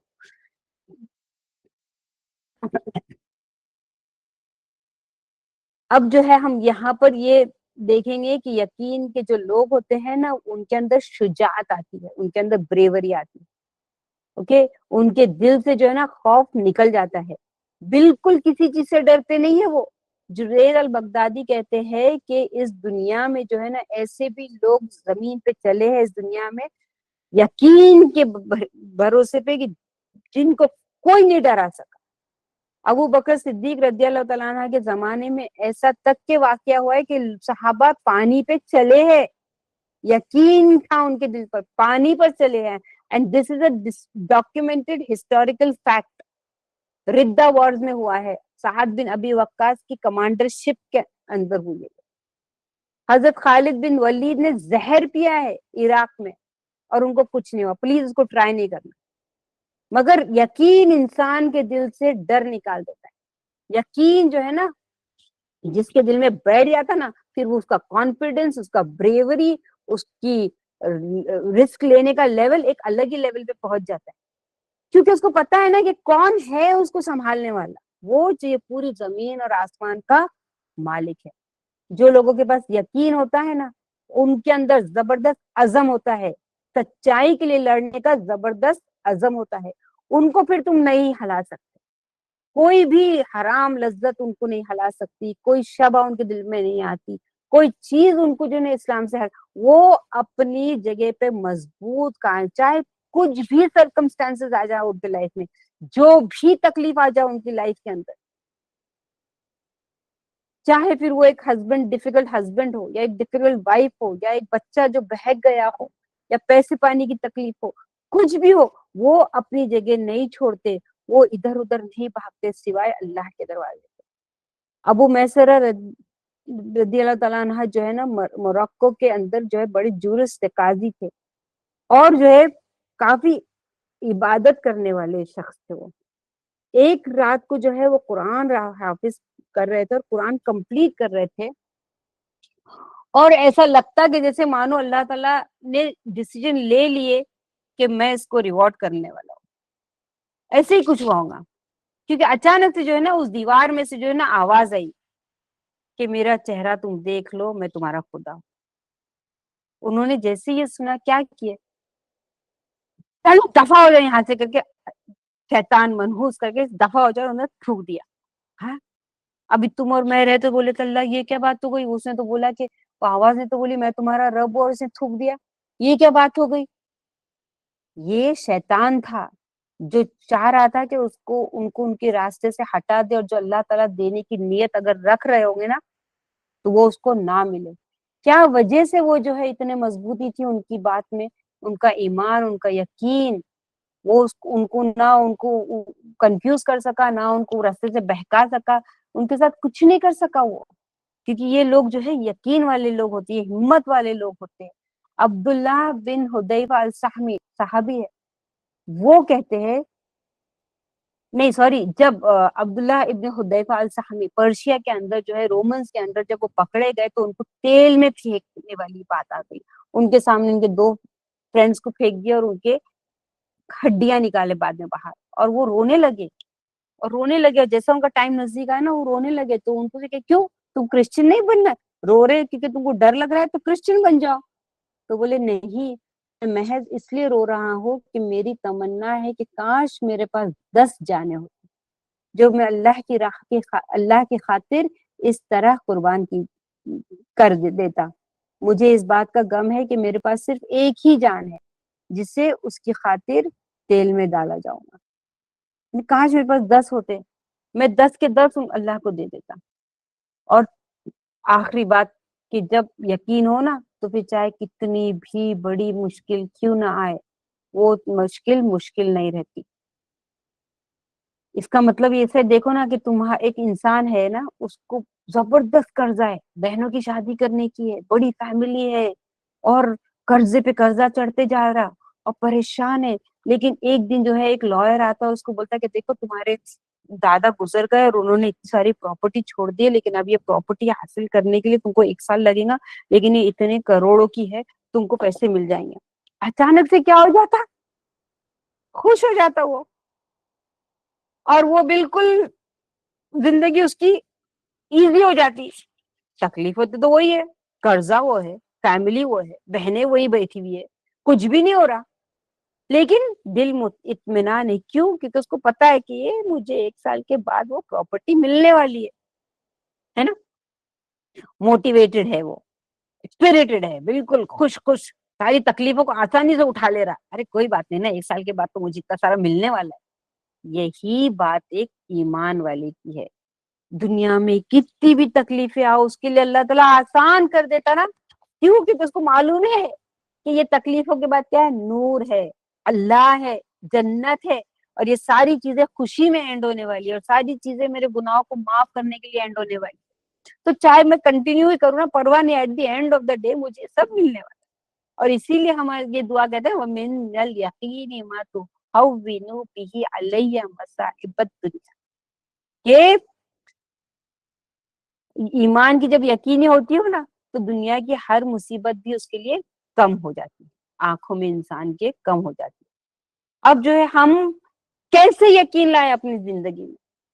ایمان اپنے دل میں یقین لانے کا صرف اور صرف ایک ہی طریقہ ہے, وہ یہ ہے کہ اپنے دل سے مایوسی کو نکال کے پھینک دو. اگر تمہارے گھر کے اندر ایک ٹیننٹ ہے, کرایہ دار ہے, رینٹ نہیں بھر رہا, کیا کریں گے تم؟ اس کو پھینک دیتے نا نکال کے. ویسے ہی سمجھو یہ مایوسی جو ہے نا زبردستی دل میں بیٹھی ہوئی ہے, فائدہ نہیں پہنچا رہی, پیسے نہیں دے رہی, کچھ اس کا فائدہ نہیں ہے, نکال کے پھینک دو اس کو اپنے دل سے. یہ سب سے پہلے یقین کا سب سے بڑا ریمیڈی صرف اور صرف یہی ہے کہ اپنے دل سے مایوسی کو نکال کے پھینک دو. نبی کریم صلی اللہ علیہ وسلم کے بارے میں تم سوچو کہ وہ جو ہے یہ اللہ مکہ کے دروازے پہ کھڑے ہیں, اندر جانا چاہ رہے ہیں, کیونکہ ان کو نکال دیے تھے نا, جلا وطن کر دیے تھے, مکہ چھوڑ دی تھے آہستہ سے کہتے طائف کو, کیونکہ طائف مکہ والوں نے کتنا ستائے تھے, سب سے بری طریقے سے ستائے تھے. خاموشی سے طائف گئے کہ وہاں کے لوگوں کو میں اسلام پہنچاؤں گا. وہاں پہ کتنے رسوا ذلیل ہوئے, وہ کیا ذلیل کریں گے نبی کریم صلی اللہ علیہ وسلم کو چھوڑ کر, رفعنا لک ذکرک, وہ کیا کریں گے. لیکن پھر بھی انسان کو کتنا برا لگتا ہوگا. جب وہ واپس آ رہے تو حضرت زید بن حارث رضی اللہ تعالیٰ عنہ کہتے کہ یا رسول اللہ کیسے جائیں گے اندر مکہ والوں سے, انہوں نے تو ہم کو باہر نکال دیے, کیا کریں گے, کیسے جائیں گے؟ پیر جوتوں سے بھرے خون سے. نبی کریم صلی اللہ علیہ وسلم کے لفظ کیا تھے, اور یہ لفظ یقین والے لفظ ہے, کہتے تم جو کچھ دیکھ رہے ہو اس سے اللہ تمہیں نجات عطا فرمائے گا, اور اللہ اپنے نبی کی مدد فرمائے گا, اور وہ اپنے اپنے دین کو ضرور غالب کرے گا. یہ کیا تھے یہ لفظ؟ ایک نبی کے ایسے ٹائم پر, کیسا ٹائم تھا وہ, ایسا ٹائم تھا کہ وہ مکہ کے دروازے پہ کھڑے ہوئے, جوتے خون سے بھرے ہوئے ہیں, خون جسم سے خون نکل رہا ہے. اور کب ہو رہا ہے یہ سب؟ جب حضرت خدیجہ کو جسٹ انہوں نے کھوئے تھے. حضرت خدیجہ کون تھے؟ جو اندرونی دفاع کا مرکز تھا ان کا. اور حضرت ابو طالب کو کھوئے انہوں نے, جو ان کے باہری دفاع کا مرکز, اور اپنے شہر سے باہر نکالے گئے ایسے ٹائم پہ کہ ان کی پوری کا پورا قبیلہ جو ہے شیب ابی طالب میں جو ہے 3 سال سے جو ہے تکلیفوں میں رہ رہا ہے. اس میں کتنے شہید ہو گئے. اس وقت وہ طائف گئے یہ سوچ کے کہ میں اسلام کی دعوت وہاں دوں گا, لیکن کیا ہوا, بہت بری طرح سے ان کو یہ مارا. اور اب وہ دروازے پہ کھڑے, معلوم ہے کہ میں اندر جاؤں تو کیسے جاؤ, کیا بنے گا میرا, مگر میرے پاس دوسرا بھی تو راستہ کوئی نہیں ہے نا. اور اس حالات میں وہ بولتے کہ اللہ ضرور مدد کرے گا زید, فکر مت کرو. تو اس کے آگے جب بھی تمہارے سامنے کوئی مشکل آئی نا, اور تم ایسے حالات دیکھو کہ اللہ چائنا میں کیا ہو رہا, مسلمانوں کے کتنا ظلم, غزوۃ ہاشم میں کیا ہو رہا ہے لوگوں کے ساتھ؟ اب تو سردی ہے، یمن میں کیا ہے، کتنی بھوک ہے. اللہ کے لفظوں کو، آپ سن کی بات لفظوں کو یاد رکھو کہ اللہ ضرور مدد بھیجے گا. اور یہ بات بھی دیکھو، یہی لوگ ان کی تکلیف کیسے جھیل رہے، وہ اسی لیے جھیل پا رہے کیونکہ ان کے دل میں یقین ہے. ہم ہوتے تو کیا کرتے ہیں؟ یہ ہمارے سامنے ہے، صحاباؤں کی قصے دور، یہ آج کے صحابہ ہے. ہم ان کو دیکھ رہے کیسے لڑ رہے، کیسے سر دے رہے ہیں، پوری دنیا کے خلاف کھڑے ہیں صرف اللہ کے بھروسے پہ، کیونکہ یقین ہے ان کے دل میں. اب ہم کیا کریں؟ ہم کو کیا کرنا چاہیے؟ سب سے پہلی بات تو علم حاصل کرنے کے لیے ایک پلان بناؤ. آزاد ہو جاؤ غفلت کی قید سے، نور اور علم کی وسیع دنیا کی طرف لپکو اور اپنا علم بڑھاؤ. علم جہالت کی دیواروں کو توڑ دیتا ہے اور یقین اور ایمان کو مضبوط کرتا ہے. شیطان کے وسوسے کمزور پڑ جاتے ہیں اور تم ایک مضبوط دل والے مومن بن جاتے. 21 سینچری میں تو تمہارے پاس یہ بولنے کا بہانہ ہی نہیں ہے کہ میں کیسے پڑھوں، میں کہاں سے لاؤں، ریسورسز نہیں ہے، مٹیریل اویلیبل نہیں، انٹرنیٹ سب کچھ ہے، تمہارے پاس ایکسکیوز ہی نہیں ہے. تو کس کے پاس جاؤ؟ نہیں ہے تو مدد مانگو، لوگوں سے پوچھو کہ کون میری مدد کرے گا، مجھے پڑھنا ہے، مجھے کچھ علم حاصل کرنا ہے، چاہے 2 سال کا کورس ہو، 5 سال کا کورس ہو، لیکن کچھ تو پڑھتے رہو، کنٹینیوس پڑھتے رہو. ضروری نہیں کہ تم پرفیکٹ بنو، لیکن کرو شروع، اور پھر اس کو مکمل بھی کرو، کمپلیٹ کرو. پھر دیکھتے جاؤ کہ یقین جس طرح کیسے تو یقین کا وہ ننھا پودا کس طرح ایک درخت بنتا چلا جاتا ہے، جس کی ذرے تمہارے دل کی مٹی میں گہرائی تک بے بس ہو جاتی. ہم نے پڑھے تھے نا دل کی مٹی، تو جب یقین کا ننھا سا پودا کوئی ڈال دیتا نا تمہارے دل میں، کیسا بڑا پیارا سا پودا ایمان کا تمہارے دل میں اگے گا. دوسری بات، کوئی بھی ڈاؤٹ آیا نا اس کو رد کر دو. جو لوگ تمہارے کو ایسا لگتا ہے کہ تمہارے دل میں ڈاؤٹ پیدا کرتے، جو لیکچر، جو عالم، جو انٹرنیٹ کی سائٹ، جو کتابیں، ان سب کو پھینکو. اور تم یہ سوچیں گے نہیں میں مینج کر لوں گی، آئی کین ہینڈل، یہ اوور کانفیڈنس ہے. یو کی ناٹ. اپنے یقین کی حفاظت کرو. جیسے ہمارے سلف صالحین کرتے تھے نا، ابن طاؤس تابعین تھے، انہوں نے جب دیکھے ایک آدمی کو آتے ہوئے اور وہ جو ہے قدر اور عقیدے کے بارے میں جو ہے بالکل شکوک نظر سے جو ہے لوگوں کو بتا رہا تھا، تو انہوں نے اپنے کان میں، جبکہ وہ خود تابعین تھے، بڑے یہ تھے، اپنے کان میں بھی انگلیاں ڈال دی اور اپنے بیٹے کے کان میں بھی انگلیاں ڈال دی اور بولے کہ اپنے کانوں کو بند کر دو، سنو مت اس کو، کیونکہ دل کمزور ہوتے. نبی کریم صلی اللہ علیہ وسلم نے کیا فرمایا کہ جب بھی تم دیکھو کہ دجال آیا ہے، بھاگ جاؤ ادھر سے، اپنے آپ کو دور کر لو، کیونکہ ایک آدمی آئے گا بولے گا میں ایمان والا ہوں، لیکن جب اس کو ملنے کے بعد وہ اس کو ہی خدا بنا بیٹھے گا. کیونکہ یہ جو شبہات ہے نا، یہ جو ڈاؤٹس ہے نا، اس کے ساتھ آئے گا وہ، اور تمہارے دلوں میں وہ ڈاؤٹ پیدا کر دے گا، اور پھر تم اس کو ہی خدا بیٹھا کر کے. کبھی بھی اپنے ایمان کے بارے میں نا اوور کانفیڈنٹ مت رہو. ہمیشہ یہ جان کے رکھو کہ جو میرا دل چھوٹا سا ننھا سا پرندہ میرے دل میں جو بیٹھا ہوا نا ایمان کا، وہ ایک کمزور دل کے اندر بیٹھا ہوا ہے، یہ کبھی بھی پلٹ سکتا. تو اپنے ایمان کو ایک چھوٹے سے نازک طریقے سے اس کو سنبھال کے رکھو. جیسے ہم ہمارے جسم کو زہریلے کھانے سے بچاتے نا، ویسے اپنے دل کو ڈاؤٹ سے بچاؤ. تیسری بات، غور و فکر کرو، غور و فکر کرو، غور و فکر کرو، اتنی غور و فکر کرو کہ تم کو تکلیف ہونا شروع ہو جائے. اور غور و فکر فون لے کے نہیں، فون کو سائڈ میں رکھو، سوئچ آف کر دو، ٹی وی کو سوئچ آف کرو، باہر جا کے بیٹھو، جب سب سو رہے ہو تو جا کے آسمان کو دیکھتے بیٹھو اور سوچو. اور یہ کہ اللہ تمہیں تمہارے خیالات کے راستے یقین کی منزل تک لے جائے گا. تمہیں معلوم ہے یہ آسمان، یہ دنیا، یہ سورج، یہ چاند، یہ دریا، یہ ستارے، یہ درخت، یہ پہاڑ، یہ کیوں ہے؟ یہ سب اس لیے بنے ہیں کہ تم ان کو دیکھو اور ان کے بارے میں سوچو اور پھر یقین کرو اللہ پر. اللہ تعالیٰ نے سورۃ زاریات ورس 20 میں کہتے ہیں اور زمین میں یقین رکھنے والوں کے لیے نشانیاں ہیں.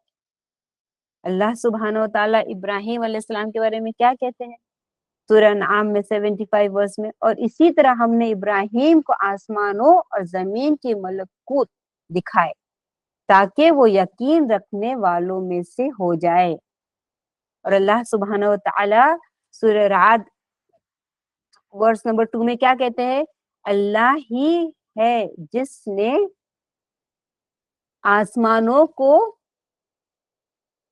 بغیر ستونوں کے بلند کیا, جنہیں تم دیکھتے ہو, پھر اپنے عرش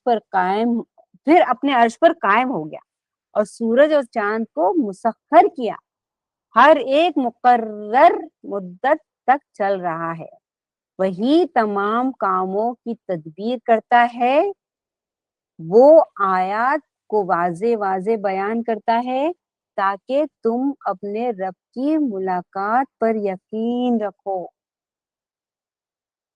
چوتھی بات, اچھے لوگوں کے ساتھ اٹھو جب دل ڈر جائے, جب دل میں کوئی شک آ جائے, جب تم کو ایسا لگا کہ میرا سینہ ٹائٹ ہو رہا, دنیا تنگ ہوتے جا رہی ہے, میں گم گئی ہوں, میرے دماغ اور دل پر بادل چھائے ہوئے ہیں, مشکلوں سے وہ دل میرا بے بس ہوتے جا رہا اور تھوڑی مایوسی بھی آ رہی, تو امیڈیٹلی ان لوگوں کو ڈھونڈو اپنی کمیونٹی میں جن کو تم کو ایسا لگتا ہے کہ اللہ والے لوگ ہیں, اور ان کے پاس جا کے بیٹھ جاؤ, اور پھر تم دیکھو کیسے تم کو تمہاری مشکل کم لگیں گی. ان سے بات کرے بعد میں تمہارا یقین بڑھنا شروع ہو جائے گا, تم دیکھو گے کہ دلوں سے شکوک دور ہو جائیں گے, اور وہ کمزوری جو تمہارے اندر تھی نا, وہ قوت میں, یقین میں, اور اللہ تعالیٰ کے ساتھ سکون اور اطمینان میں بدل جائیں گے. اور پھر جامع ترمذی کی یہ دعا ہے حدیث نمبر 3558 میں, نبی کریم صلی اللہ علیہ وسلم کہ اللہ سے آپ صلی اللہ علیہ وسلم نے فرمایا کہ اللہ سے معافی اور عافیت طلب کرو, کہ انہوں نے یہ بتایا کہ جب تم دعا مانگو نا تو اللہ سے ایسی دعا مانگو کہ تم معافی اور عافیت طلب کرو, کیونکہ یقین کے بعد کسی کو عافیت سے بہتر کچھ نہیں دیا گیا. یعنی سب سے پہلی چیز کیا ہے, عافیت نہیں ہے, یقین ہے, اور یقین کے بعد ہی جو اللہ تعالیٰ آپ صلی اللہ علیہ وسلم بتاتے ہیں کہ عافیت ایک بڑی بلیسنگ ہے. عافیت کیا ہے, ویل بینگ, ہر قسم کی ویل بینگ. تو یہ کتنی بڑی نعمت ہے یقین, سب سے بڑی نعمت یقین, ایمان, اور اس کے بعد بھی جو ہے عافیت. اور پھر وہ دعا بھی ہے نا ایک اور, اللہم زدنا ایمانا و یقینا و فقہا, اے اللہ ہمیں ایمان میں, یقین میں اور دین کی سمجھ میں بڑھا. پھر اپنے آپ کو بزی رکھو, ایکٹیو مسلم بن کے رہو. تم پھر یہ دیکھیں گے کہ تم کتنے صاف ستھرے ہو, تمہارے دماغ کتنا صاف ہے, دل کتنا صاف ہے, تم جو ہے اپنے یقین میں کتنے بڑھ رہے ہو. اپنے آپ کو جو ہے نا زبردستی کے سست بیٹھے ہو, بور بیٹھے ہو, ابھی دوسرا ڈرامہ کب آنے والا ہے, یہ کب ہونے والے ہیں, میں کب ان کو فون کر کے بات کروں. یہ سب کرنے سے کیا ہوتا ہے معلوم ہے, تمہارے دماغ میں یقین ہوتا ہے. کیونکہ شیطان کیا بولتا ہے, نہیں ڈرو مت, تمہارے پاس کوئی آئیڈیا نہیں ہے, میرے پاس بہت آئیڈیاز ہے, میں دیتا ہوں تمہارے کو. ایک اسکالر سے وہ کہتے ہیں کہ ایک سسٹر جو ہے نا, ایک عورت ان کے پاس ہمیشہ ایک کوشچن لے کر آتی تھی, پھر 2, پھر 3, اور وہ سائیکل ختم ہی نہیں ہوا, کوشچن پہ کوشچن بڑھتے ہی جاتے تھے. بعد میں نے اس سسٹر کو پوچھا آپ کیا کرتی ہو, تو بولی نہیں میں گھر میں بیٹھتی ہوں, میرے ہسبینڈ صبح چلے جاتے, پھر میرے پاس کرنے کو کچھ نہیں رہتا, بچے بھی جاتے, تو شام کو 4 بجے بچے آتے, پھر میرے ہسبینڈ آتے تو پھر وہ 8 بجے تک آتے. تو دراصل میں 4 بجے تک تو کچھ نہیں رہتا, میں بور بھی بہت ہو جاتی ہوں, میں سمجھ میں نہیں آتا. تو بولے ہاں اس لیے اس کے دماغ میں اتنے شبہات آتے. انہوں نے بولے کام کریں گے میرا, ہاں کروں گی نا. تو بولے تم ایک کام کرو, یہ کیسٹ لے کے جاؤ, اور یہ کیسٹ میں وہ جو بول رہے ہیں نا سب لکھو کتاب میں. اس کے بعد بولتے ان کے پاس ایک کال نہیں آئی. پرابلم کیا تھا, فری ٹائم. تو اپنے آپ کو بزی کرو. تم کو نہیں معلوم کہاں سے شروع کرنا ہے, تو تم کوئی اپنی بہن سے ملو, کوئی سسٹر سے ملو جو ایکٹیو ہے, جو کام کر رہی ہے, جو کچھ بھی کر رہی ہے, اور اس کو پوچھو کہ میں کیسے. اور سب سے بڑی بات, اللہ سے دعا مانگو کہ اللہ تعالیٰ میرے ہاتھ پیر کو, میرے دل کو, میرے دماغ کو اور میرے پورے اعضاء کو تیری راہ میں لگانے کے لیے تو میرے کو استعمال کر. Use me, do not replace me. Use me, do not replace me. اور اللہ سے دعا کرو کہ اللہ تعالیٰ ہمارے ایمان اور یقین کو بڑھا دے. اللہ تعالیٰ سے دعا ہے کہ یا رب العالمین ہم نے جو کچھ بھی سنا ہے پروردگار اس کو قبول کر اپنی بارگاہ میں میرے بولنے میں جتنی بھی غلطیاں ہوں گی اس کو معاف فرما دے یا رب العالمین یا پروردگار یا اللہ تعالیٰ سننے میں اگر سمجھنے میں کچھ غلطی ہو کریں گی تو یہ ہماری کمزوری ہے یا اللہ تعالیٰ تیرا لفظ حق ہے اور سچا ہے اور پاک ہے یا رب العالمین ہمارے دلوں میں اخلاص پیدا کر دے اللہ تعالیٰ ہمارے دلوں کو ایمان سے بھر دے اللہ تعالیٰ مضبوطی سے ہم کو ایمان پر قائم رکھ اور یقین پر ہم کو جما دے پروردگار یا رب العالمین تیری مخلوقات کو دیکھنے والا بنا غور و فکر کرنے والا بنا تیری نشانیوں دیکھنے والا بنا یا رب العالمین ہماری کوتاہیوں کو معاف کر دے یا رب جنت الفردوس میں اعلیٰ درجات نصیب فرما اور اخلاص کو یا رب العالمین ہمارے دل میں بھر دے پروردگار وآخر دعوانا الحمدللہ رب العالمین اللہم صلی وسلم علی نبینا محمد کفارۃ المجلس کی دعا پڑھتے ہیں اشہد ان لا الہ الا انت نستغفرک اشہد سبحانک اللہم وبحمدک سبحانک اللہم وبحمدک نستغفرک